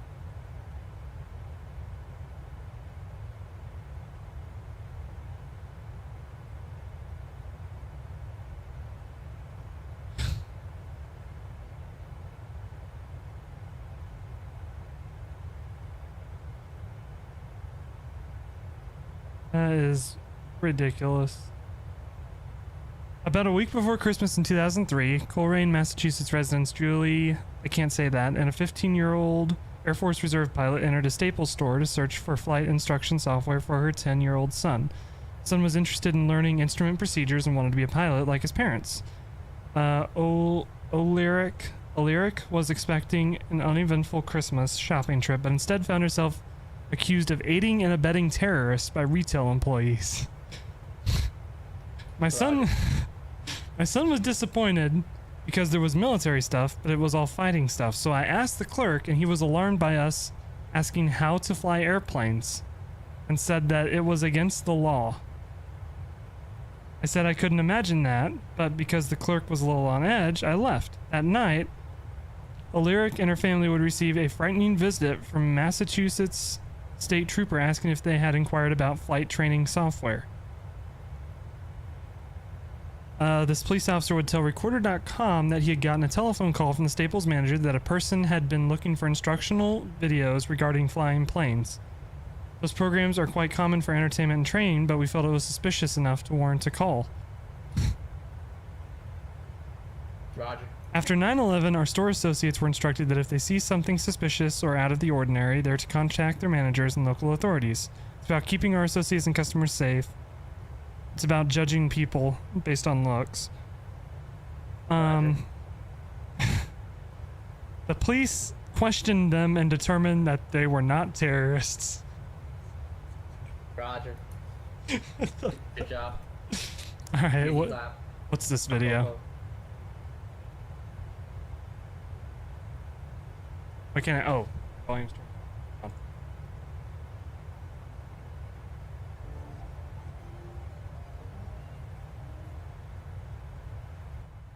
Right. I was playing Detroit. And chat. When my first apartment got raided, when I was in Glendale, right? I think I saw this story before, right? I was playing Detroit, and then they pulled me out of the room, right? And after they did like they checked for threat and they cleared the house or the apartment. They pulled me out, right? And all the police were there, right? And I think they thought I was like a meth addict or some shit. I think they thought I was in my room, and they kept asking, dude, when is the last time you've eaten? And I was like I don't know, like 6 hours ago. It's like, okay, no, dude, tell me the truth, man. When's the last time you've gotten food? I'm like, dude, I just told you like 6 hours ago. Okay, sure, man. Now, when was the last time you had some sleep? I'm like, dude, like yesterday, man. Like it's like, no. When's the last time you went to bed? I'm like, dude, like yesterday, dude. And they just kept putting these questions. And I think they thought I was like some crazy, like meth head that's been up for like days and not eating any food, man. And you know what they ask is if I search you, is there anything that's gonna stick, prod, or poke me or whatever, right? Right? The guy was real careful, dude. He took his time searching me, dude. He was scared of getting fucking poked by a needle, dude. Because he still didn't trust me. What the fuck? Dude, the only thing that ever scares me about streaming is getting doxxed. Roger, doxing a flight simmer? People are weird. It would not surprise me. Dude, some guy could come into the stream and be like, Caribbean doesn't fly the 737NG anymore. Doxed? Fair enough. Getting oh, what's it called? Stream rated? Getting swatted. There it is. Maybe not doxed. Swatted is what I'm looking for. Either way. Hell no, I'm good. Miss me with that shit.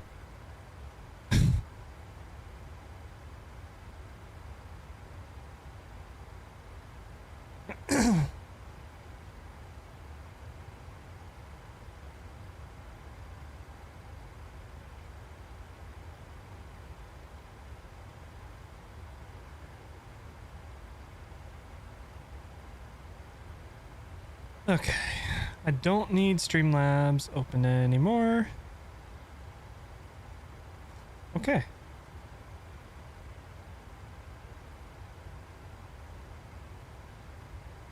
Does Flight Sim 2 have any Flight Sim news? I'm not gonna lie to you, that little foray into people getting arrested for enjoying Flight Sim was pretty fun. Let's look at some more. The Simcident report.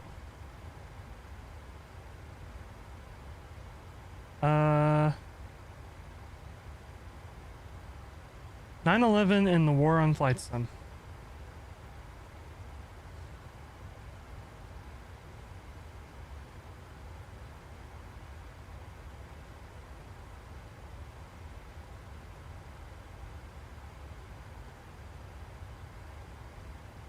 Welcome to Simcident Report, where we take a look at noteworthy, dramatic, and historic events in flight simming.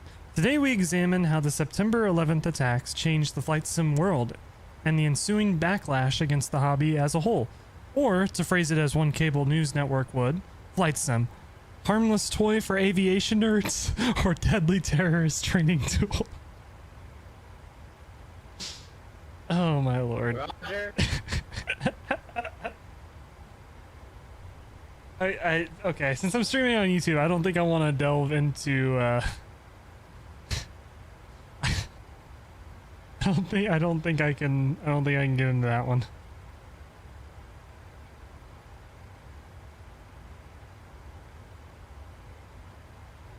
Oh, here's a nice trip back in history. The time that FS Labs shipped actual malware to paying customers. This is probably my favorite piece of flight sim drama that has ever happened.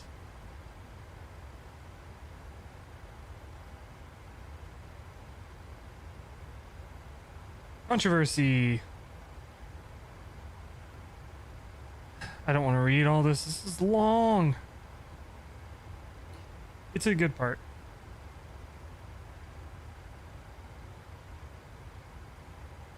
Okay, basically, CMD host.exe was installed with the FS Labs. It was malware that tracked your credit card, your data, everything that you would do on your computer, and the reason that FS Labs supposedly put it in there was for anti-piracy.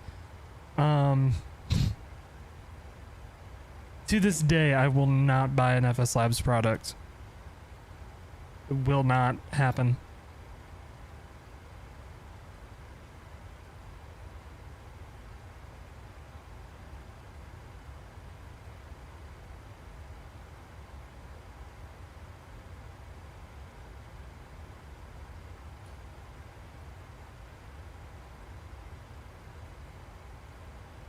Walker Air Transport's recruiting campaign spiraled into accusations of harassment, intimidation, and doxing. What the hell is a virtual airline? I ask myself all the time. I don't know. Are we in one? We should be. We're supposed to be, I think. Tokyo. Okay. I hate the things you like. By August of 2022, membership had ballooned well over 2,000 pilots. Basically, up to this point, Walker Air is a virtual airline. Boom, you're caught up. Some backlash against the virtual airline was brewing. I don't know what Walker Air Transport is, and at this point, I'm too afraid to ask. That is a fresh 2007 meme right there, my good sir. Pilots and Storm himself had a good-natured laugh at the cult-like perception of the airline, with some hilarious, in hindsight, joking about how the airline was clearly stalking them. Shortly after reading this thread, I got a welcome email from them. How? Super creepy. I demand to speak to a manager. Management is currently in Barbados. Hey, that's where we just left from, in the sim. Joking aside, Storm was very protective of the Walker brand. When another VA ripped off their liveries for use on their own plane, Storm had quickly had the livery taken down and then reached out to the user on Reddit. Some vocal critics weren't very appreciative of the proliferation of Walker Air Transport. The most common complaints were around the airline's trademark livery, which people were growing tired of seeing plastered all over the subreddit. You know, I just hate seeing Ryanair's livery, dude. I hate seeing it so much that if you fly Ryanair in the sim, I hate you. You should be banned from the flight sim subreddit if you fly Ryanair. Roger. Okay. Screenshot issue had some users crying foul that Walker was shamelessly skirting the r/flight sim rules by engaging in self-promotion. I can see where that's coming from. On their own, these petty squabbles didn't amount to much drama at all. Walker Air Transport continued to grow, Reddit continued to complain, the circle of life continued. It would take something particularly stupid to ruin Walker's good fortunes.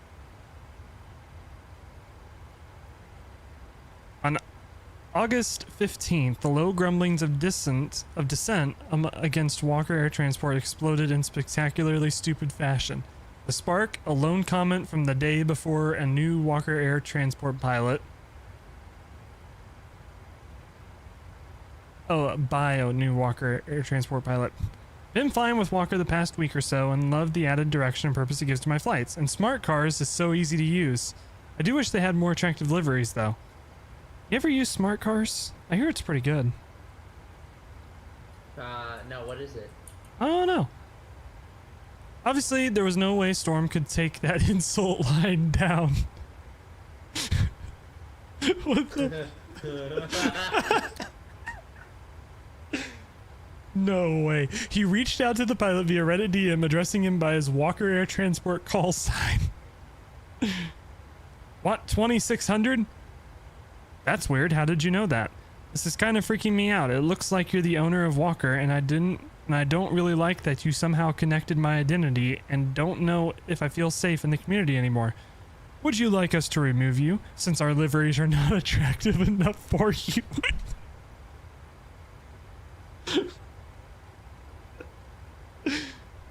No way.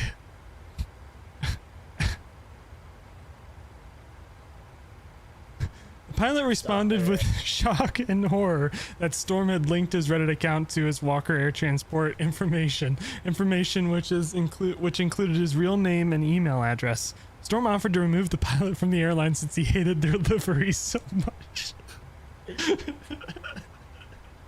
Roger. The pilot posted screenshots of their interactions with Storm to r/flightsim as a warning. Beware, the owner of Walker Air linked my user identity to my Reddit account and then tried to threaten me because I barely criticized their livery. Even hitting r/all, a rarity for FlightSim. Storm defended himself by calling the pilot some whiny kid who got called out in a comment that was downvoted into oblivion and eventually deleted.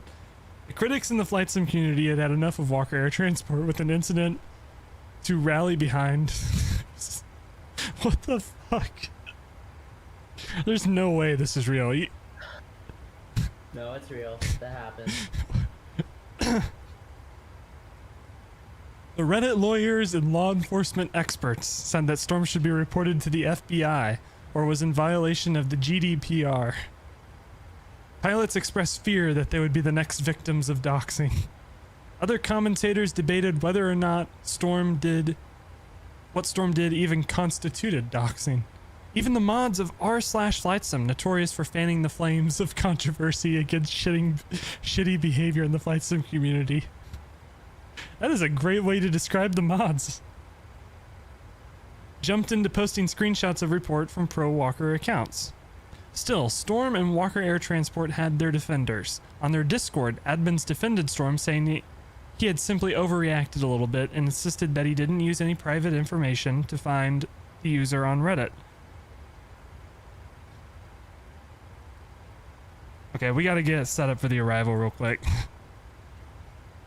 And then I want to continue that because this is fucking hilarious. I'm gonna tell Hulock that with Pack we should dox anybody that doesn't like our livery. I think it's that's how we'll get popular. Right. We'll post it to the FlightSim Reddit. Okay, let's look at our arrival here. We're going to be landing the only runway you land at Princess Juliana, which is runway 10. And we're going to look at our approaches. So we're going to take the RNAV from Elpo, because Elpo is what's on our flight plan. We're going to take that in to land at Princess Juliana, or St. Martin. There is an arrival. We're not going to take the arrival because we're taking the RNAV approach. I guess we could do the visual, which is what you'd use the arrival for.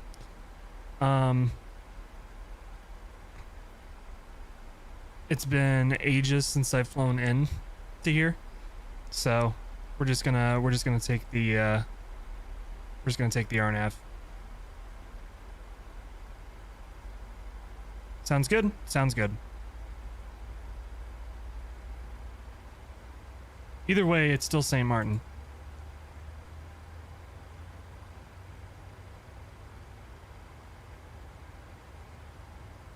Alright, our range rings are in. Our descent has started, even though we're still a little ways out, but eventually it'll catch back up, because it'll just keep us descending at about 1,000 feet until it catches the VNAV profile, which is fine. Price, how's it going? How you doing? What's up? It's been too long, man. I hope you're doing fantastic. This is gonna be a little more common around here, about 3 times a week, hitting that go live button. Finally back to a point where I can stream to YouTube, and I'm so happy I finally am back to it. You got 2 PCs now? That's what's up. Alright, because I am super into this article, here's the catch-up in case you're just joining. Got the TCA Boeing Yoke yesterday. Oh, dude, I love the Yoke. I got the Yoke and the Joystick as well. The Yoke is my favorite thing. The Joystick I got used, and it's very used, but it still gets the job done. But the Yoke is fantastic. So we're reading this article about Walker Air Transport. Here is the Spark Notes so far. Some guy joined the virtual airline. He criticized the livery. The owner of the virtual airline doxed him. And then threatened to get... I'm sorry. And then threatened to kick him out of the virtual airline for criticizing the livery. Why haven't I been streaming? I was thinking about it last week. Dude, the end of the year... Trust me, it was not my intention to get going on YouTube and then have to be away for so long. And I feel bad about it. Basically, the end of the year got really hectic with work, with real life. I moved out. We have an apartment now. And then I had to reset my computer twice during the time I was gone. The first time I lost my YouTube login, as stupid as that is. So I've been streaming on Twitch a little bit, but I haven't been on YouTube very much at all. But I finally got back in. Today I went through and replied to a boatload of comments. When I left, we were at like 100 subscribers, and now it's at 340. And I'm like, what the fuck happened? So I'm very appreciative. I definitely do not deserve 340 subscribers, let's tell you that. But we're back. We got a stream schedule. I'm gonna get it posted in the YouTube description eventually. We are back. On YouTube and Twitch. So if you prefer watching streams on Twitch, you can watch over there and you get the same stream. And I want to start doing videos too, but they're gonna be a little bit higher production quality than just full flights. I do some tutorials, do some how-tos, do some and some other stuff too that I don't see a whole lot of in the flight sim community. Some different style of videos that I have thrown around. Throwing some ideas around. I'm working on a script for one right now, so hopefully I can get it done eventually.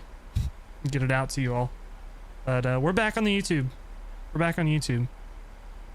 Alright, Storm defended himself by calling the pilot some whiny kid who got called out. Let's finish this by the time we land.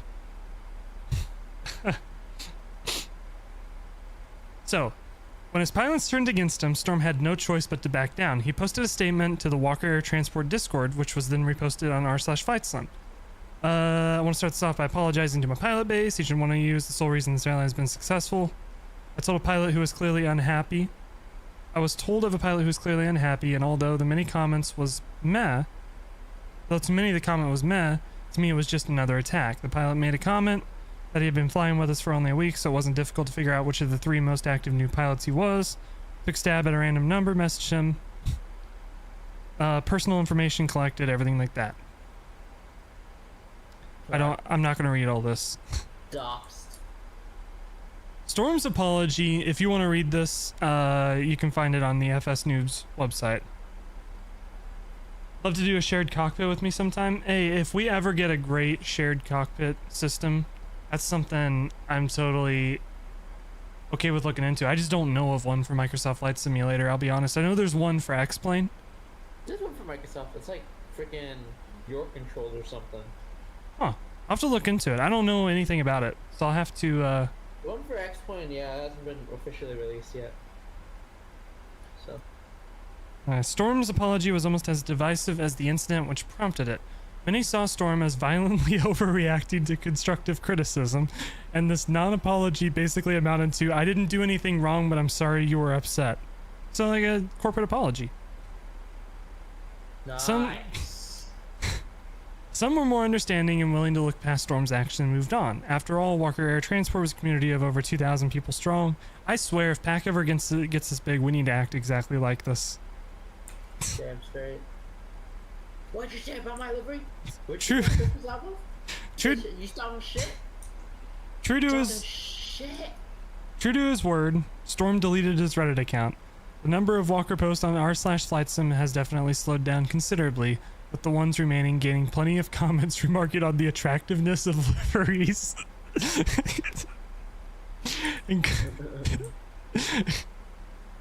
and calling the airline Stalker Airlines.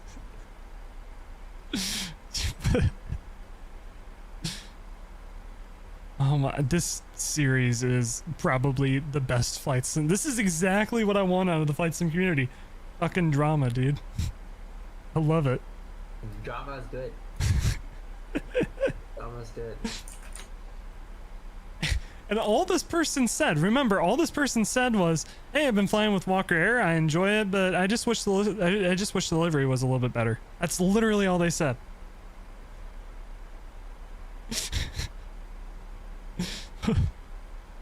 Jesus. No, doxed.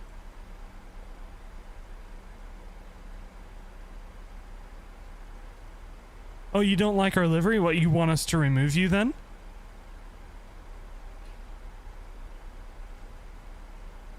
Got accepted into the flight school in Christchurch and you're flying Pipers every 3... Oh, heck yeah, dude. What Piper are you flying? Which model? I'm curious.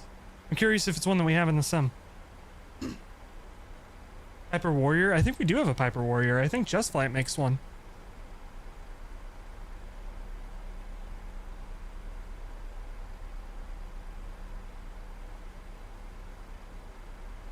Yeah, Piper Warrior 2.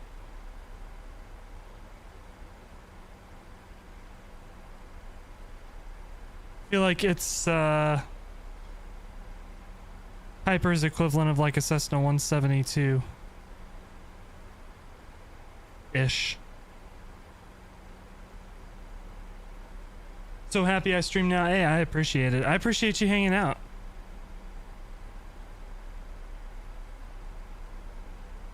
All right, let me get you an external view.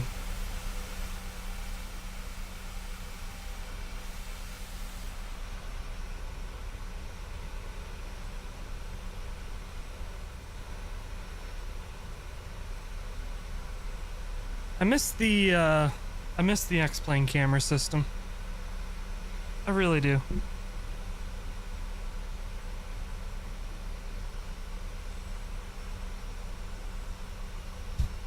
Amazing. This livery is amazing. Look at the hummingbird, dude.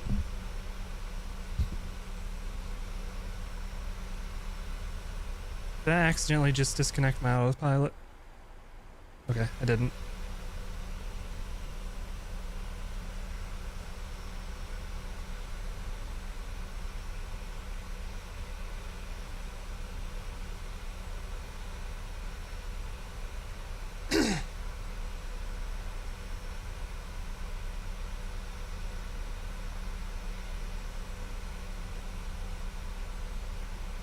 Yeah, I want to make one of the videos I want to get out is a kind of an updated how to get into VATSIM type video. Just don't. Just don't. Help yourself. Just don't. It'll be Hello everybody, welcome back to the channel. Oh my god. My name's Keegan. I hope you're doing fantastic. Oh, Here God. today we're gonna make a video on Most of how to it get now. into VATSIM, and then black screen that All says before. just don't for 15 minutes. Just don't do it. Just don't do it. Help yourself. No, Get a I girlfriend or wanna. something. Hey, I am proof that you can have a girlfriend and fly on VATSIM. Copium. Yeah, you can't build one out of AI. It doesn't count. You know what? What about life then? Huh? But that was before. No, I want to make one because there's VATSIM tutorials out there, but they're all from like 4 or 5, 6 years ago. I want to make 4, one 5, 6. that's like, if you're new to flight sim and you're getting into it and you go to look up a video and you see all the ones from like 4 or 5 years ago, you're gonna be like, it's not really, you know what I mean? It's like, I don't know, me, when I look for a tutorial video, for me it's always Photoshop. When I'm trying to, like, I want to know how to do something in Photoshop, I look up a video on how to do it, and if it's from like 7 years ago, I'm like, well, this isn't gonna apply nowadays. So I want to make one that's like, here's how you make an account. I'm not going to make another account because I don't want to get banned. Here's how you make an account. And then this is what you need. Download this to get your model matching. This is what you should do for your first flight, your first time logging in. This is how you file a flight plan. You know, all that stuff. So the resource is there. This is like a tool, right? And granted, the people that are watching these streams probably don't need that tool. Because, I mean, if you're watching a flight sim stream, you probably know... I don't know, I feel like the target demographic for a flight sim stream isn't, well, maybe it is, because there's a lot of people that come in and ask about, do you do VATSIM, how do you do VATSIM, stuff like that. So, I don't know. I don't know, but my point being, with, like, that being an example of the one of the kind of videos I want to make, and I want to do it in a higher production quality than just sitting here like screen capturing, this is what you do, this, that, and the other, you know what I mean? I want to learn how to use DaVinci Resolve. That's just one of the things I want to do. I said there's a little bit bigger of a project that I'm working on, which is something that I don't think anybody's doing in flight sim.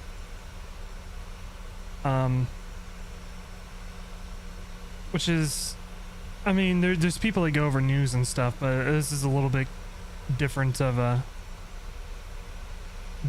style of video. And I don't know, we'll see if people like it or not. But it's gonna take a little bit more work than just record a video, edit it in one night, and then put it up, you know. I'm hoping I can find the time to do it.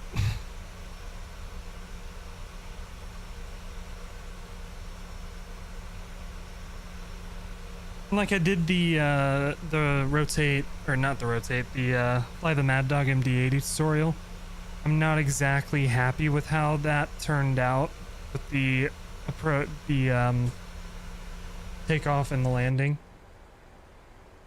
So I'm not going to redo those videos, but it's kind of like a challenge to myself. I want to try to do one with the 737, a tutorial on how to take off, how to get from cold and dark to in the air, and then how to get from cruise to approach to landing to shutdown. And the reason for that is it's one of the most searched things on YouTube. It has to do with flight sim, as PMDG 737 tutorial. Why are we not descending below? Oh, we're slowing down. That's what's when I get, dude, I'm gonna remember you, dude. I ain't going viral. There are much more skilled people than me. Like Pokemon. Like Pokemon, no. I guess I'm competing with Pokemon on YouTube now.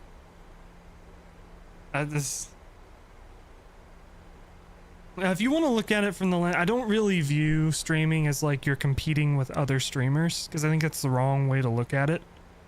But if you want to view it from that angle, on YouTube I'm competing with Flight Deck to Sim, I'm competing with Captain Canada. On Twitch I'm competing with Chewy, I'm competing with why am I drawing a fucking blank? All I really watch is Twitch. I'm competing with life. But I think competing is the wrong way to look at it. Especially in Flight Sim, because Flight Sim is such a small community that, like, if we're all trying to compete with each other and one up each other, we're just gonna destroy the community.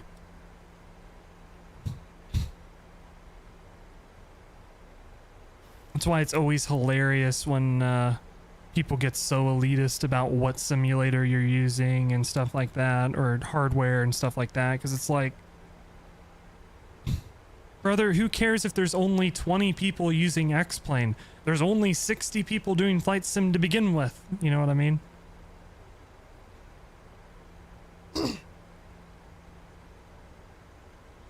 Went to Bora Bora over Christmas. How was it? Where is Bora Bora? Obviously, I know of Bora Bora, but I don't know where it is. French Polynesia. Ooh. All these pictures they're showing are just beautiful.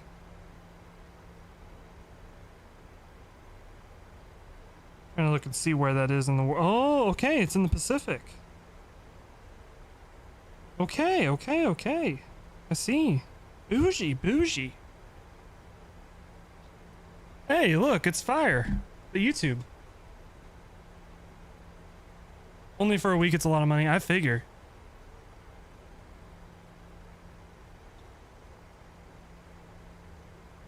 I wish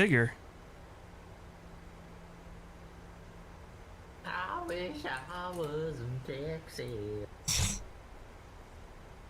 Oh, the brand new Republic of Texas, too. Yeah. I've said it before. I'll say it again. My goal with streaming is not to be big and famous. Stop, he's leaving us. I enjoy streaming and the interaction and everything when I'm doing something flying, which I'd be doing anyway. You know what I mean? But I've met so many great people through it that I just enjoy it. I wouldn't know fire if I didn't stream. I wouldn't know life if it wasn't for, like, Twitch, right? Or Garg or Hulock or Pack International or like any of that. Who? Smart cars? Who? Smart cars when? Smart cars. So the thing that I enjoy about streaming is chatting with y'all, and we're all a bunch of aviation nerds who are into aviation. I don't know anybody IRL that's into aviation, so also don't know anybody IRL. So Roger. I'm a major introvert and not a people person. Who's on the mic? That's Firewire 16. He is no. I'm a ghost. He's a ghost. He's not real. A ghost from the Republic of Texas. Hello. He's a very good friend. He's in the virtual airline I have no idea that I'm who part this of. guy is. Our group flights we do on Saturdays, which I'm going to be streaming on YouTube now as well. Him and Life, who y'all on YouTube will eventually get to meet, or who I fly those with. It's usually the three of us. Every once in a while, somebody else pops in the virtual airline, but the virtual airline's been kind of in a rebuilding phase at the moment. Brother, it's dead. It's not that dead. It's dead. It's brother. not. Ask Brother's deader is dead. Kulak if it's dead. He'll say no. Who? Ask who? I like the Twitch. Hey, this my girlfriend got me this for Christmas. Who? A sign. I like it. I think it adds a little bit of color in the background. And it's purple, not because Twitch, but it's purple. I had it green before. It's purple because I think purple is an aesthetically pleasing color. What flight sim equipment are you using? So in the description, if you open the description, there's a list of all my peripherals and everything down there. But I'll run through. I got the Honeycomb Bravo Throttle Quadrant. Right now I'm using the Thrustmaster TCA Boeing Yoke and MFG Crosswind Pedals.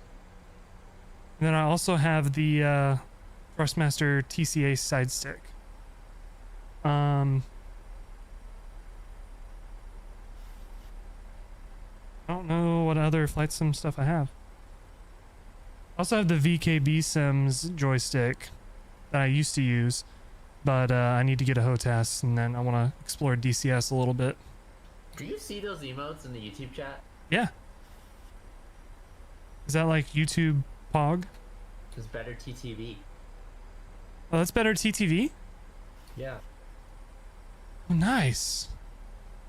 Nice. What? Why are we on Twitch? Why are we on Twitch? Why are we on Twitch? Because I've streamed on Twitch since 2017. 2,500.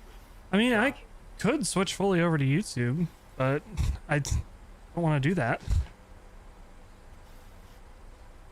Why not stream on both? I do think eventually the center for the content and stuff I make is going to be YouTube, but I don't want to cut Twitch out of the equation. I mean, Pokemon's not there anymore, so Twitch is basically dead, but... Why are you so based? So based. Alright, we are on the RNAV approach. We're down to flaps 5. I didn't set minimums, and I probably should have. Can you Hey, I follow open you the on chart? Twitter. Follow me back, so I can show you my samples. What? Remember the guy? The guy who... Oh, Thank you, oh yeah. I followed you on Twitch. Follow me back so I can show you my samples after I said twice that I'm not interested in graphics. Alright, let's just set like 700 something there. Let's go ahead and go gear down. We'll do auto brakes 2. Go ahead and arm the speed brake. We need to set our I'm a little bit forgetting everything today. Alright, 141, which means 146 for RV approach. That is set. Keep our flaps coming down. Flaps 10. Flaps 15. And we'll go ahead and... Approaching minimum. Whoa! Not do that. Minimums. Continue, stabilize, missed approach altitude, not set. A little bit all over the place, but we're getting there. Flaps 30 set. Ooh, trim is out of whack, but that's okay. Sink. Don't sink. Don't sink. Don't Man, we got busy talking. I kind of got sink. Don't sink. distracted and all over the place. Terrain. Too low. Terrain. Alright, I don't know what this terrain's going on about. We're obviously landing. Too low. Terrain. Too low. Terrain. Too low. Terrain. Too low. Terrain. Too low. Terrain. Too low. Terrain. Too low. Terrain. Too low. Terrain. Too low. Terrain. Too low. Terrain. Too low. Terrain. Too low. Terrain. A little bit of a floater. Terrain. Too low. Terrain. Oh my lord, sit down. There we go.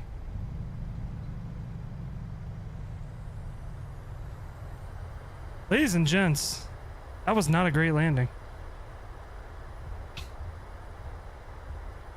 My excuse for now is I'm still getting used to this yoke. That's my excuse.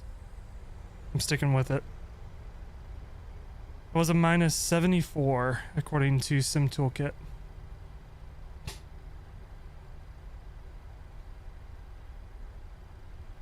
Y'all should have seen me the first time I tried to land with this yoke. It was like a minus 700. Yuck. I could not control the plane at all. So we're getting places. We're getting better.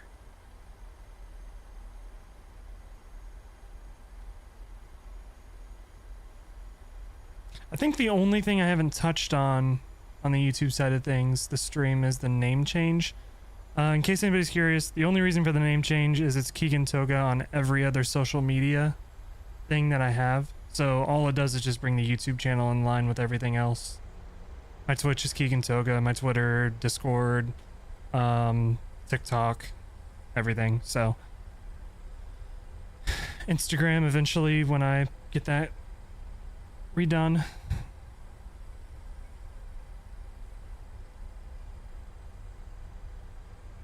Alright, we'll keep our taxi speed up and we'll try to get off the runway here. Put our landing lights off. Welcome to St. Martin. I have not flown here enough on stream and we need to do it a little bit more often. And next time I need to remember to put the replay on so we can get the replay flying over the beach. I'll have to do that next time. Hopefully by that point we actually have a freaking decent replay system.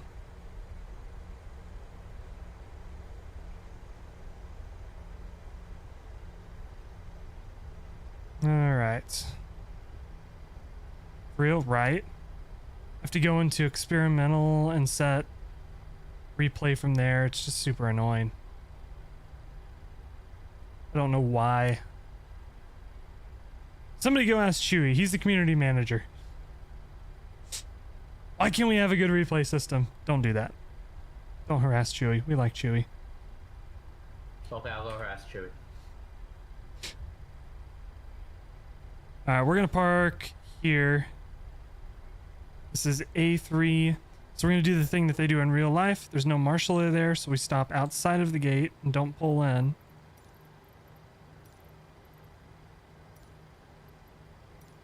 We wait for the marshaller to get there before we pull into the gates. The marshaller is there, so we can pull in.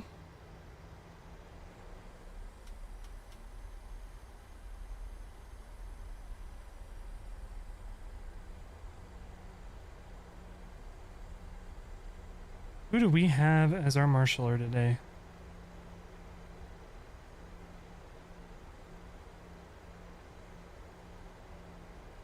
There we go. Set the parking brake and whoa, frame rate. Got the engines. We're waiting for under 10% in one. And we'll kill the beacon. Oh, there we go. What do we have? Is there Hermione Granger? Can't tell. All right. We get deboarding going on. Hermione Granger is one of the marshallers.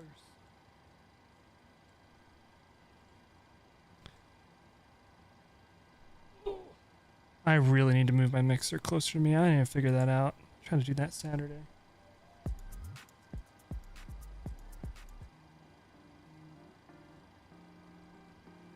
All right.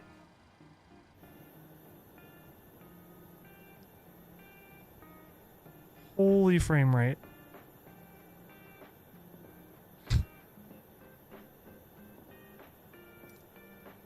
Good Lord.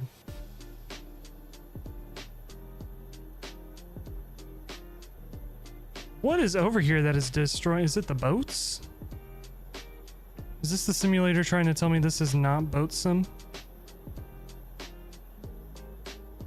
Good Lord.